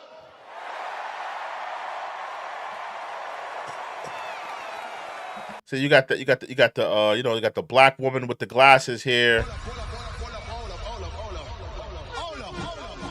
Her undergarments are probably, they get a little moisture down there from Barrio. But we all know he doesn't swing that way.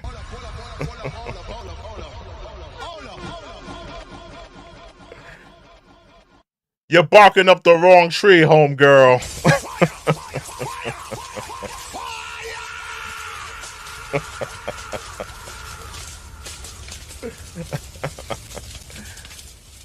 We all know, we all know what team Barrios plays for.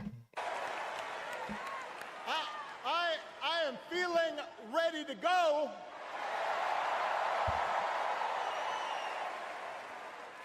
Even if I am the only person stupid enough to speak after Michelle Obama.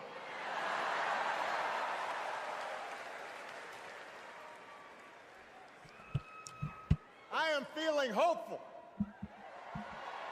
because this convention has always been pretty good to kids with funny names who believe in a country where anything is possible. He still sounds like a deceiver, a liar, pathological liar. And every time I see Barack Obama, now don't get me wrong, Barack Obama is an extremely good orator. That's really the reason why he won. He's an extremely good orator.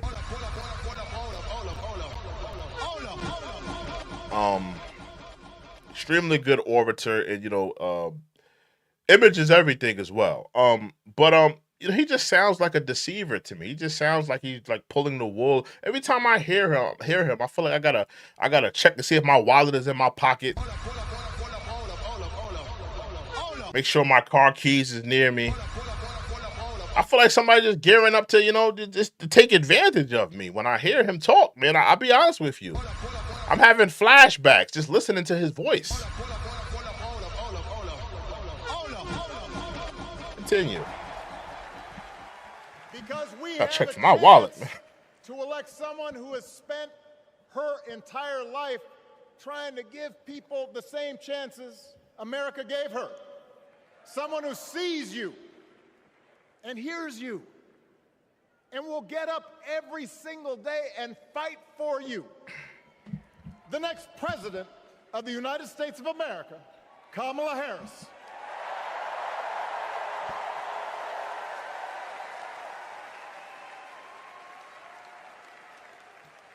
It's been 16 years since I had the honor of accepting this party's nomination for president. Good riddance, you're gone.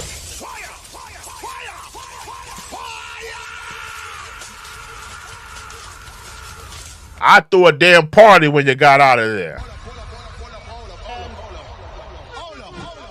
Good riddance, he's gone. He didn't do nothing for us. He didn't care. We threw a party in the backyard. We had a ball.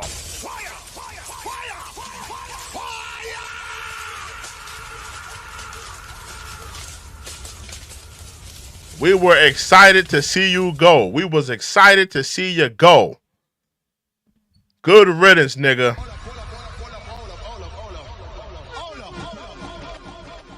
Let's continue. I know that's hard to believe because I have not aged a bit. But it's true. And looking back, I can say without question that my first big decision as your nominee turned out to be one of my best.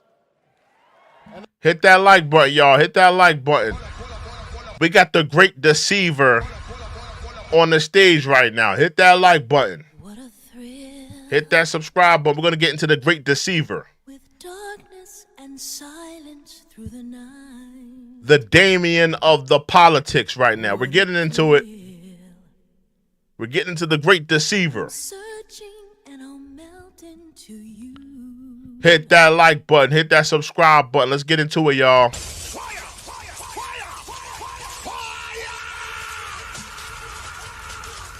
If you want to be a part of the discussion, if you want to be a part of the dialogue, please put it in the super chat. We read all donations here. We put respect on the super chatters and all donators here. Let's get back into it, y'all. And that was asking Joe Biden to serve by my side as vice president.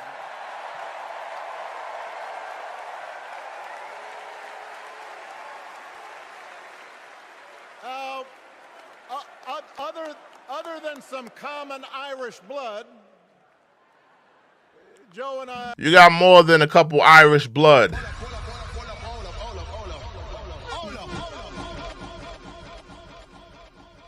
You got a lot of different stuff mixed in your blood, bro. I'm not even gonna get into it. Let's not get into that. Come from different backgrounds, but we became brothers. And as we worked together for 8, sometimes pretty tough years, what I came to admire most about Joe wasn't just his smarts. Oh, you're gonna sit here and talk about Joe? We had enough of Joe. We don't want to hear about Joe no more, bro. Joe's out of here. Y'all gave him his farewell speech. You're sending him out the pasture. I don't want to hear a bunch of Democrats lick the boots of Joe now. You guys did everything y'all could to get him out of here. But now y'all want to talk about how great he was. If he was really that great, y'all would have kept him in office, wouldn't y'all have? If he was doing such a great damn job, y'all would have kept him in office. But what did y'all do? You guys plotted behind his back and kicked him out of the party, kicked him out of the election ticket, kicked him out of there. So I don't want to hear you sing his praises now. You did Joe wrong.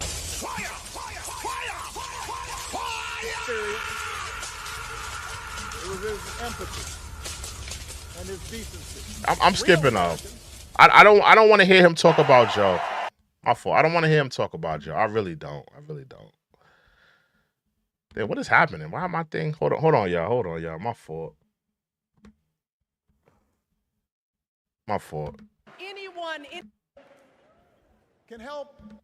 Let's get back into it. Past some of the tired old debates that keep stifling progress, because at their core, Kamala and Tim understand that when everybody gets a fair shot, we are all better off. They understand that when every child gets a good education, the whole economy gets stronger. When women are paid the same as men for doing the same job, all families benefit.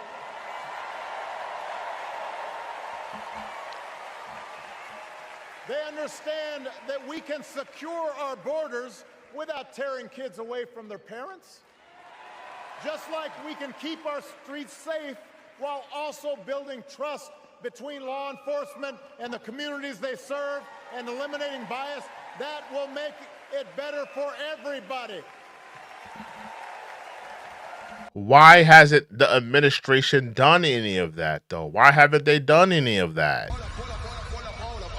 The current administration has done none of that. So you're you're telling them that they could do this, but they haven't been doing it for the last 3.5 years. They haven't done any of those things.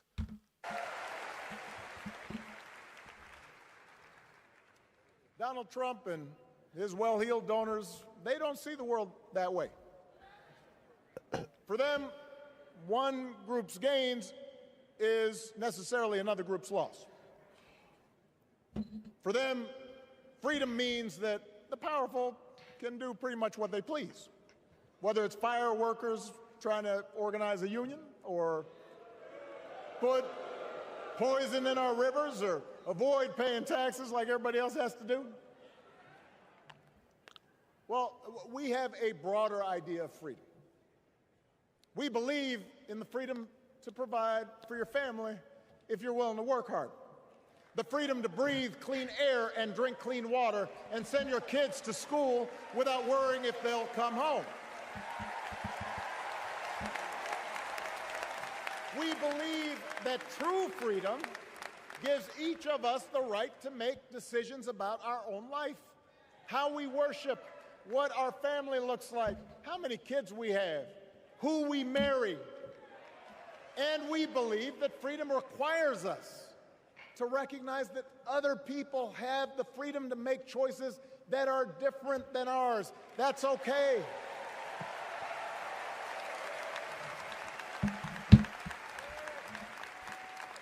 Do y'all feel like the deceiver is cooking this speech? Because he just sounds like a liar to me. I don't believe a damn word that comes out of this man's mouth.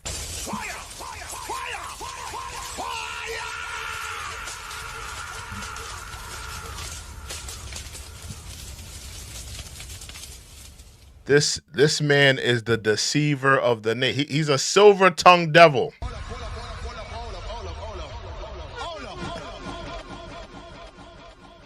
Silver-tongued. He's a great orator. Listen, I always give him his props. You know, he's a great orator. He's a great orator, man. He knows how to speak. He knows how to speak, man. I give it to him. He can galvanize a crowd. Sound good.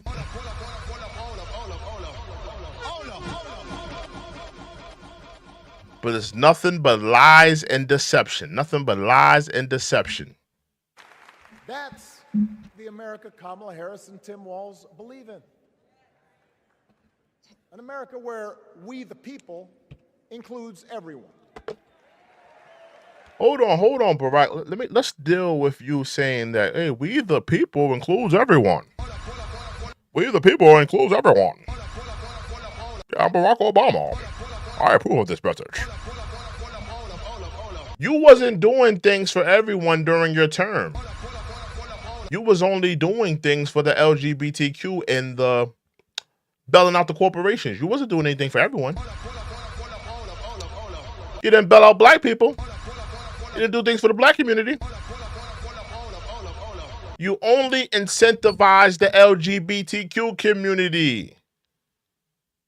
Let's be honest, because we know you had a little soft spot in your heart for that community, because we know what team you're pitching for, Barack. We know.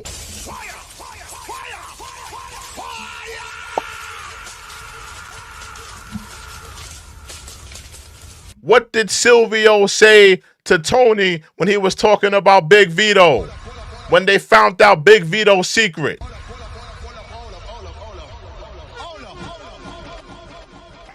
Catching, not pitching.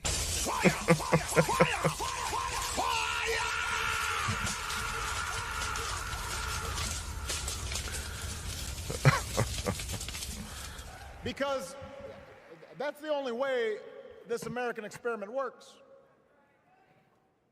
And despite what our politics might suggest, I think most Americans understand that.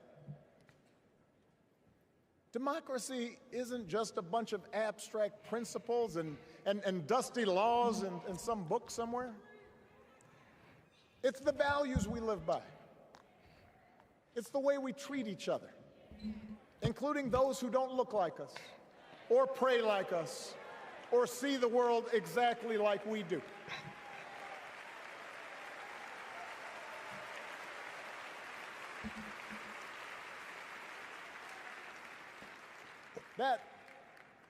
That sense of mutual respect has to be part of our message.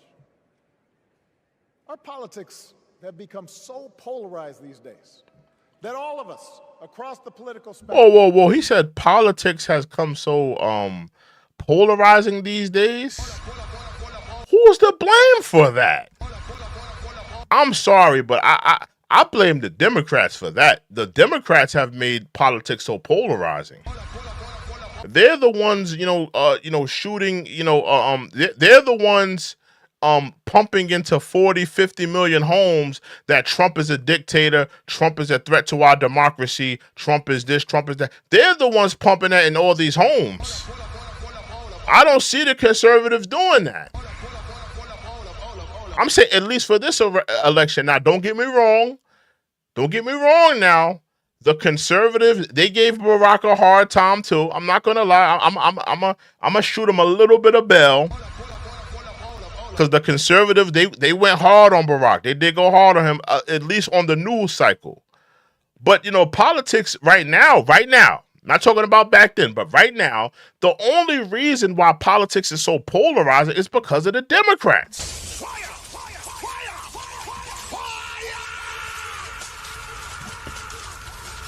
They've gotten politics to this fever pitch where there's a shooter at the Trump rally.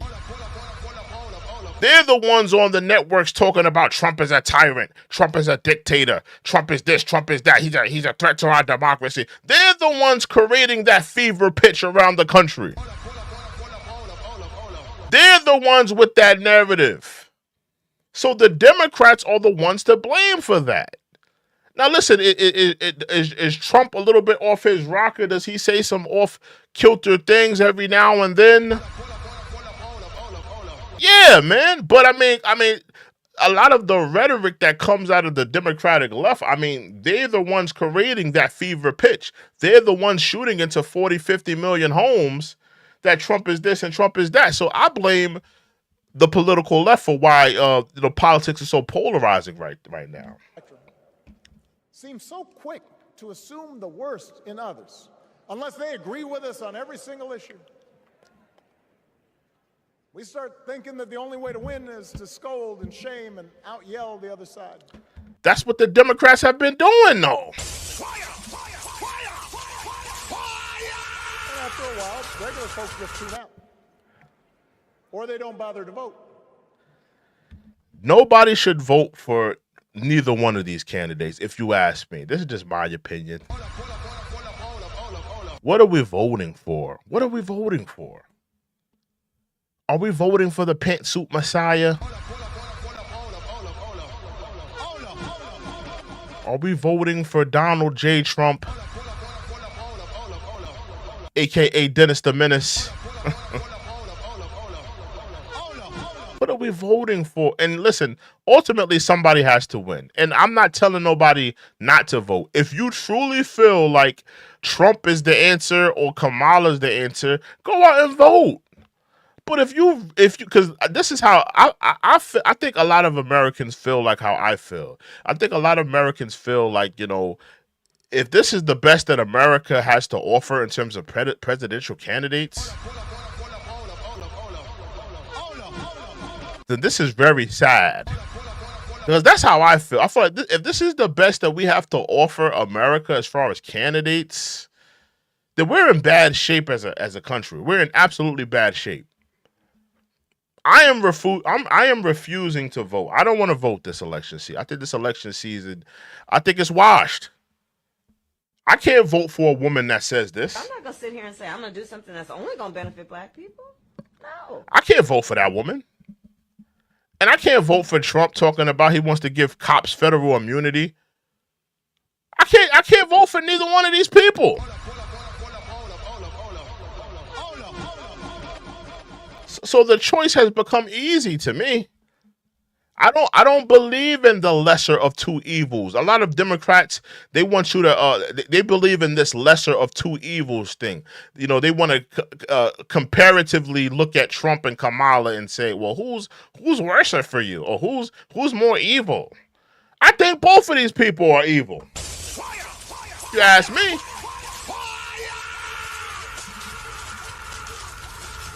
I don't believe in the lesser of two evil. Evil is evil.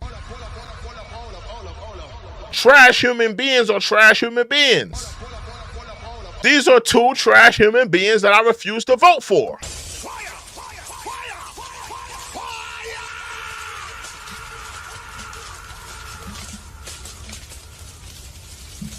I'm not doing your democratic lesser than two evils nonsense.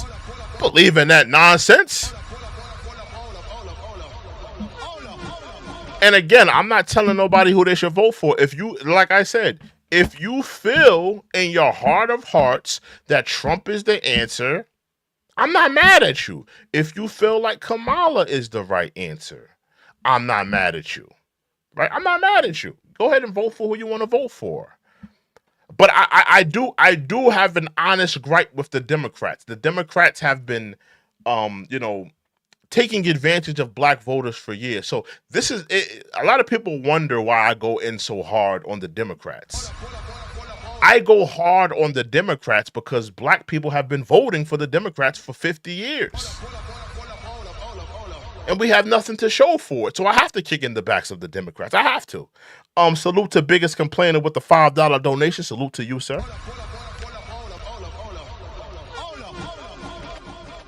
Biggest complainer says, we will have a woman president one day, but not Kamala. More like Carrie Lake. Carrie Lake kind of thick in the right places. I'm about to look that up. Let me see. Carrie Lake. Let me look at her. Let me look her up on my phone real quick. Let me look at. You said this woman is thick? Let me see something. Carrie Lake. Let me look her up. Salute to biggest complainer. Let me look her up real quick. Carrie Lake. Look this woman up. I ain't gonna lie. I'm kind of feeling what's her name? Gabbard Tussler, whatever her name is, Miss Gabbard. I'm feeling Gabbard for some reason. I don't know. I saw her in the picture. I was like, yo, she looking kind of good, man. I ain't gonna lie.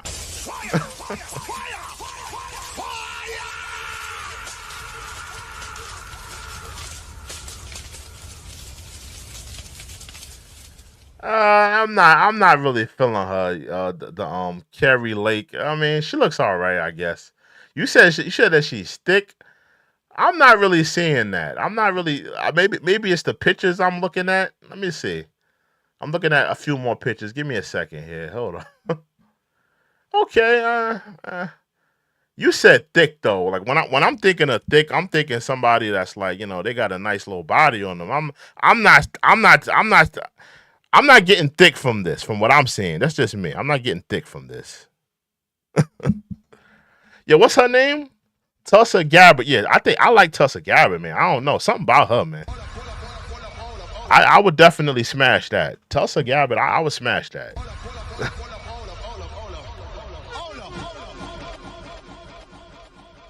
Yeah, I would definitely get on that. Yeah, somebody said she fine. Yeah, I think she fine too. Yeah, that's a fact. Nah, Kamala kind of washed. Don't get me wrong. Don't get me wrong. Kamala was attractive back in her day, though. Don't get me wrong. If you look at the pictures when she was like with Montel and stuff like that, she was a nice looking woman back in the day. I gotta give Kamala her props. She was looking good back in the day. She kind of fell off though. She kind of fell off. If you ask me, I think she kind of fell off. If you ask me, but back in the day, Kamala was low key a baddie. I'm not gonna lie. Low key. She was all right. Low key. That don't mean I'm gonna support her or back her, but I'm just saying, back in the day, she was all right.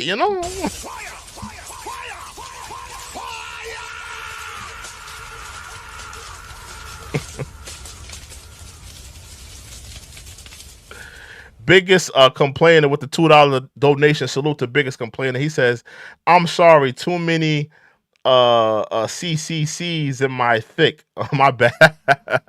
Yeah, you put like 3-5 C's in there. I'm thinking like, yo, this truck, she gonna be like Buffy the Bat. She gonna be like Buffy the Body or something like that.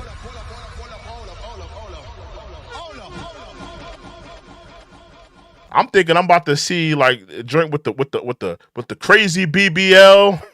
With the thighs that match, that's what I'm thinking I'm about to see. the way you set it up, you was like, yo, she thick. I was like, whoa, I gotta look this woman up. You had me gassed. I was like, yo, he said she thick. I'm like, oh, okay, I gotta look this woman up. It's all good though, biggest complaint. Yeah, you had me gassed though. I was like, I gotta look this woman up. Now that approach may work for the politicians who just want attention and thrive on division. But it won't work for us. To make progress on the things we care about, the things that really affect people's lives, we need to remember that we've all got our blind spots and contradictions and prejudices. And that if we want to win over... You have prejudices, Barack Obama? Who are you prejudiced against, Barack Obama? Is it black people? Because you are not a black man. Y'all do know Barack is not a black man, right? He is not a foundational black man. Let me tell you what a foundational black person is. A foundational black person is someone who has ancestors that suffered under slavery. Barack has no ancestors that suffered under slavery. His father was a man from Kenya. He actually participated in slavery. His ancestors.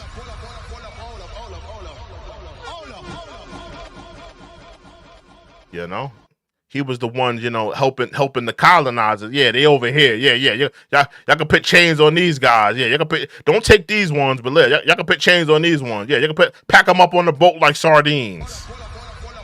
That's what Barack Obama's ancestors were doing. So it kind of makes sense to me why he would sell out black people like the way he did.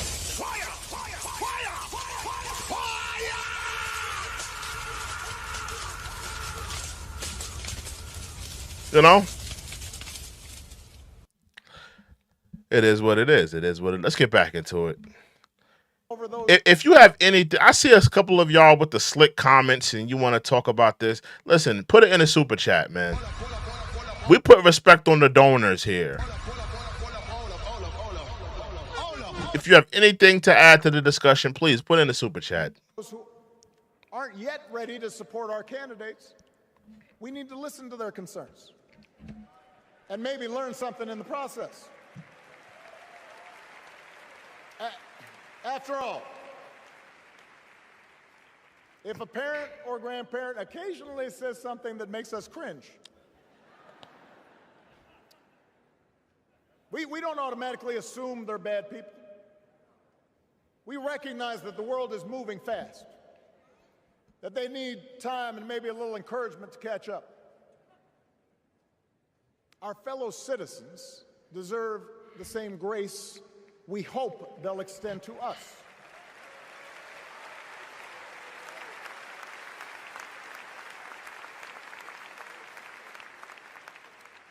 That's how we can build a true democratic majority, one that can get things done. And by the way, that does not just matter to the people in this country. The rest of the world is watching to see if we can actually pull this off.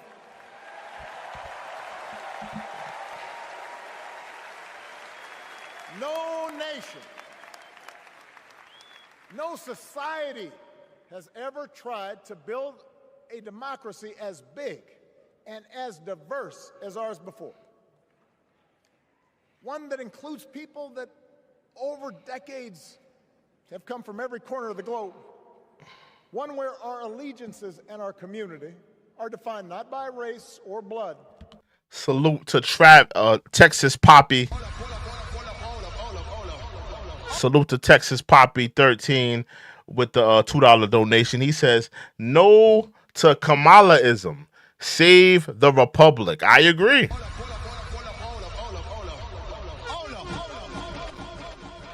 A lot of people are calling her a socialist. A lot of people are calling her a communist.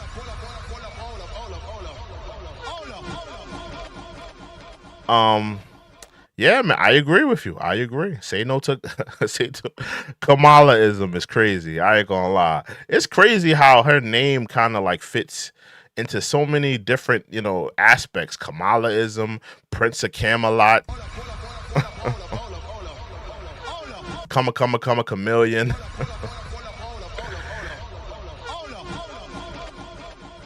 Like if you're a rapper, you could put her name in a lot of like flips. You could flip her name a lot of different ways. If like you're a rapper, I'm a rapper, so like I'm kind of intrigued with that. Like all the ways you could kind of flip her name. Let's continue though.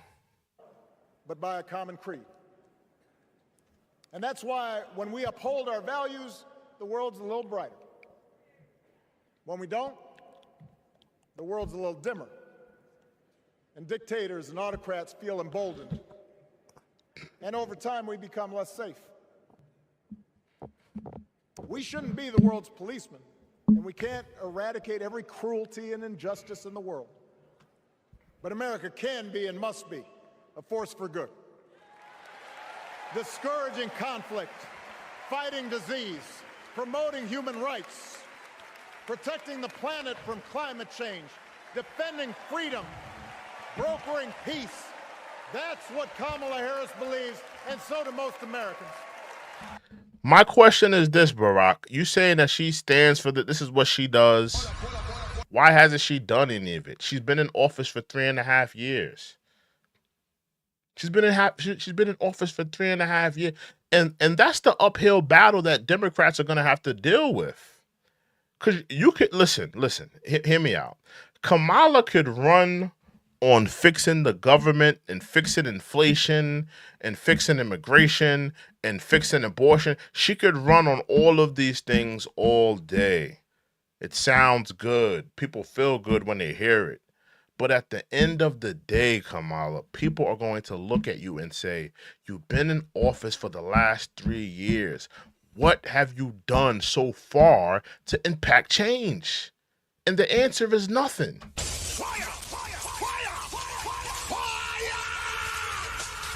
And to me, some looking at somebody that's in the office already, and they're telling you that, okay, election season, guys, I'm gonna get in office and I'm gonna change things.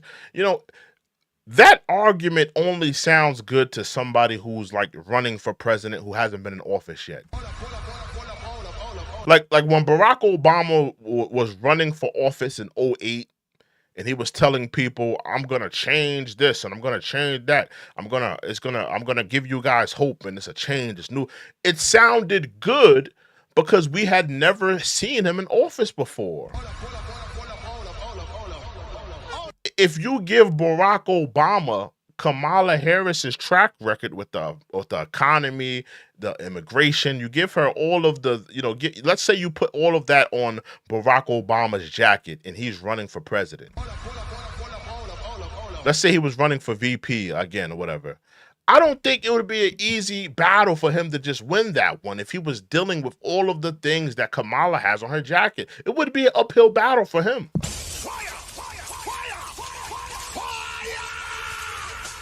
And that's the uphill battle that the Democrats are going to have to deal with, is that, when you're the incumbent, she's pseudo the incumbent, kind of pseudo.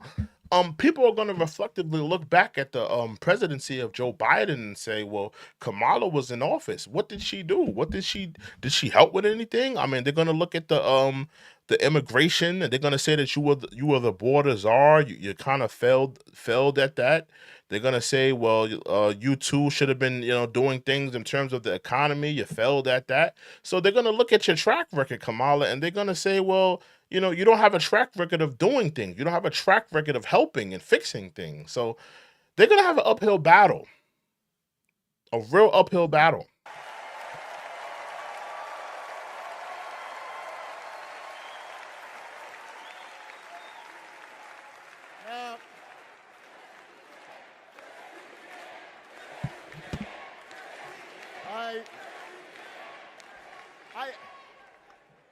Still drinking the Democratic Kool-Aid.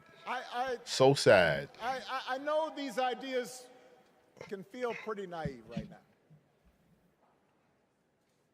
We live in a time of such confusion and rancor,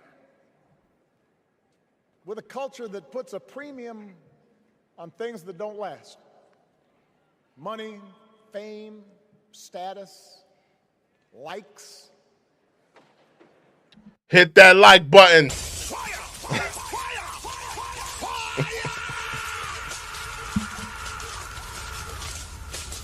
Hit that like button right now.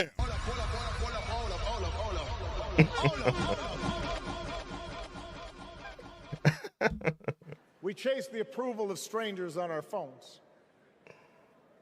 We build all manner of walls and fences around ourselves, and then we wonder why we feel so alone. We don't trust each other as much because we don't take the time to know each other. And in that space between us, politicians and algorithms teach us to caricature each other and troll each other and fear each other. Is that not what the Democrats have been doing? Is that not what they've been doing?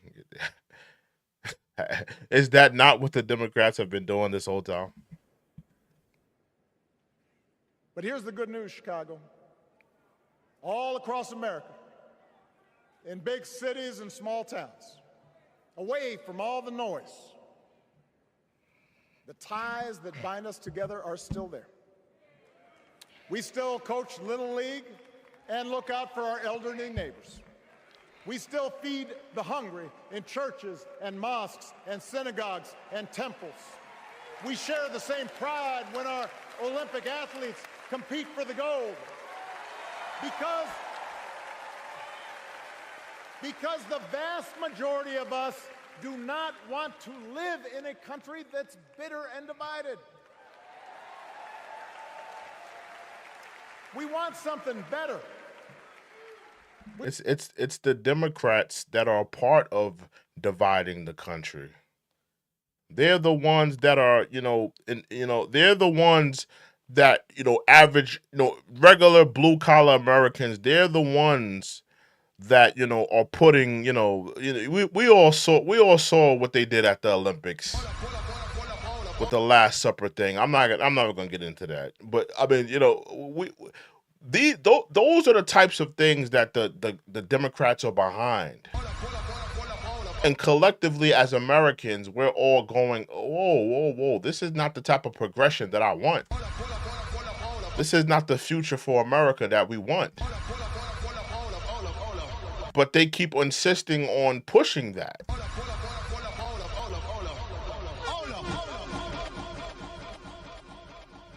We want to be better. And the joy and the excitement that we're seeing around this campaign tells us we're not alone.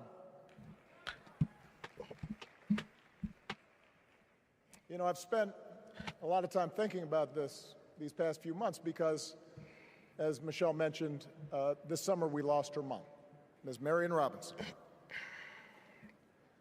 And I don't know that anybody has ever loved their mother-in-law any more than I love mine. Mostly it's because she was funny and wise and the least pretentious person I knew. That, and she always defended me with Michelle when I messed up. I'd hide behind her. Yeah, he does. He does strike me as somebody who, like, you know, looks for women to protect him. He can't stand up to Michael himself or Michelle. Excuse. I ain't gonna lie. That was actually me that time. I ain't gonna lie. For some reason, I just had Michael in my head. I meant to say Michelle. I wasn't even trying to do it that time. I ain't even gonna lie. But yeah, he strikes me as that type. You know, he can't take a Michelle head on.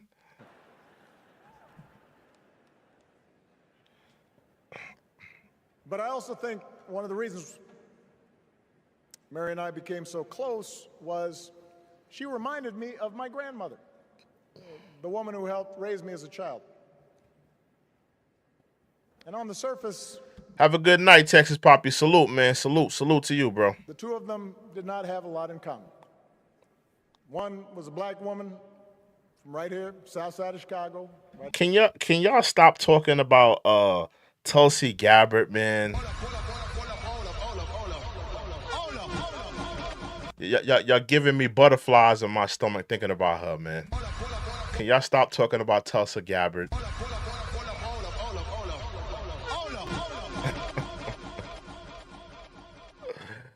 Can y'all stop talking about her, man? Y'all giving me butterflies, man, thinking about her, man. Okay? Please stop. Right down the way. Went to Englewood High School. The other was a little old white lady born in a tiny town called Peru, Kansas. Now, I know there aren't that many people from Peru.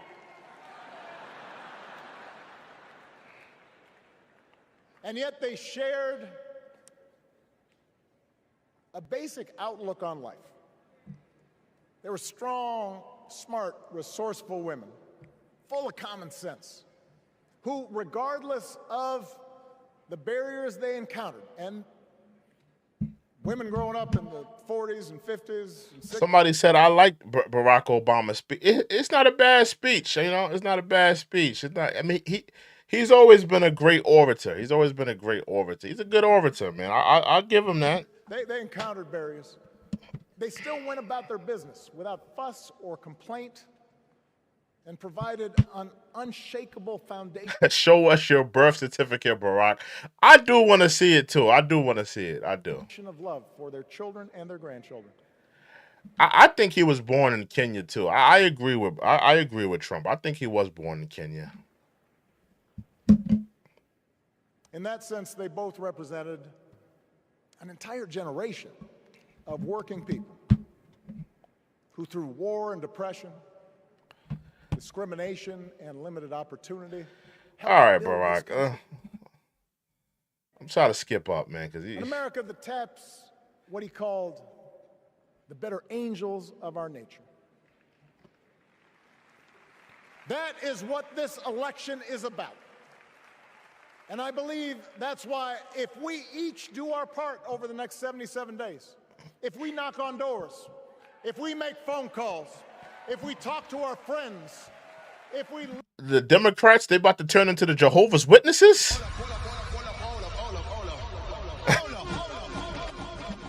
Barack Obama wants to turn the Democratic Party into Jehovah's Witnesses.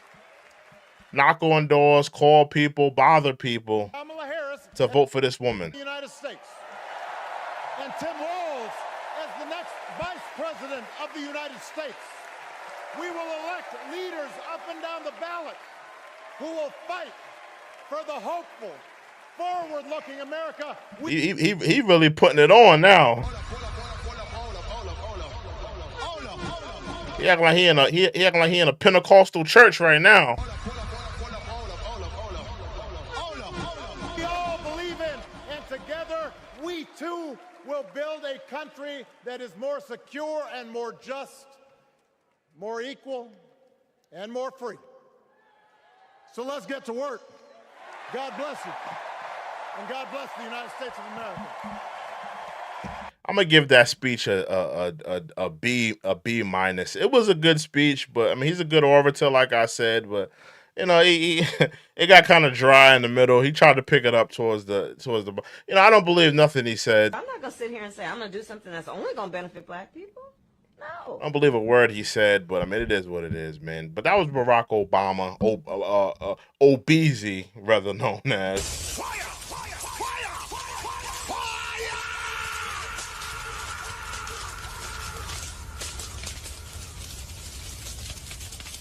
And you know, before we do wrap up this show, I just want to have to ask y'all this question. Did anybody see Patti LaBelle at the DNC trying to hustle some Patti LaBelle pie? Did you see it? Did you see it?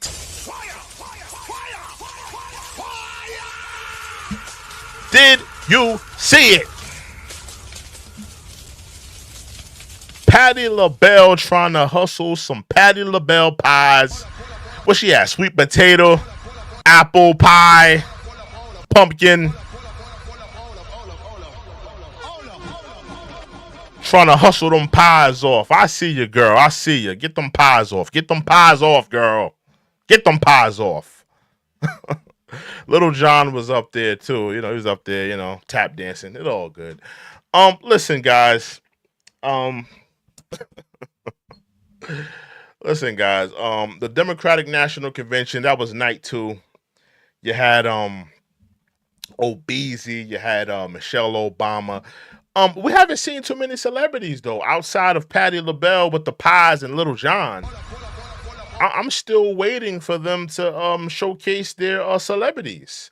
Because, you know, the Republicans, they had Hulk Hogan, they had Dana White, they had Amber Rose. I'm still waiting for them to have a celebrity go up there and speak on the behalf of Kamala Harris and the Democrats. I'm still waiting for that. So I don't know when we're gonna see that. I don't know when we're gonna see that. Do the Democrats think that black celebrities are smart enough to talk about, you know, Kamala Harris? You know, because what I'm seeing is they want to use black celebrities. They want to use them in a performance way, not so much in a talkative way. They don't want black celebrities to go on stage and talk. If you realize that, think about it. Patti LaBelle, she sung. Little John, he did his song. Turned Down for What? Meg Thee Stallion, she twerked at the rally. She did a song. They're not allowing these black celebrities to talk. They just want them to perform. Interesting.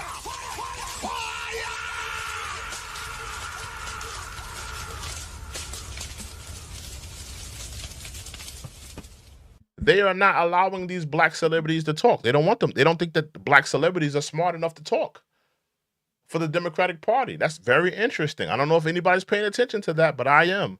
But listen, that was the Democratic National Convention night 2. We have to get to night 3. We have a lot to get to. The Democratic National Convention, and we got to see what celebrities they pull up with. Hopefully they have one of them talk. we're gonna see. We're gonna see. Stay tuned. If this is your first time here, make sure you subscribe to the channel. Make sure you like this video.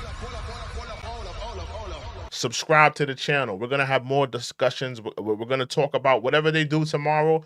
We're gonna be talking about it. I want to give a salute to Sinclair. Salute to Sinclair for holding me down tonight.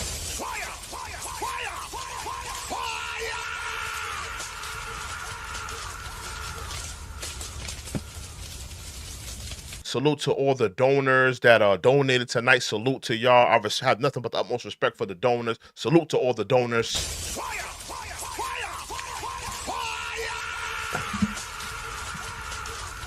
Thank you for being a part of the show and the dialogue and the discussion. God willing, you will see me tomorrow. We'll be talking about the National Convention. Day 3 is going to be. Who's going to be coming up there? Will we see an actor, maybe a rapper, maybe Quavo, maybe Meg Thee Stallion? Maybe we'll see George Clooney, Samuel Jackson. Maybe, no, I don't know who. Spike Lee, Roland Martin, Steve Harvey.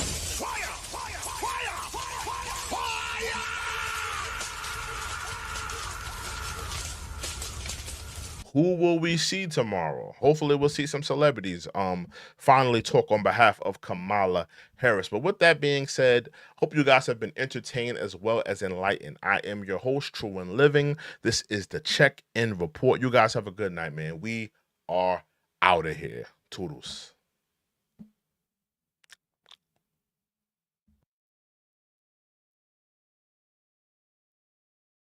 What a thrill, with darkness and silence through the night. What a thrill.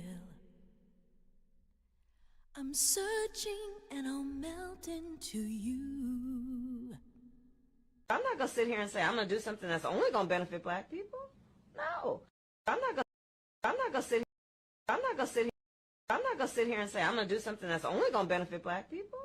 No. Fire! Fire! Fire!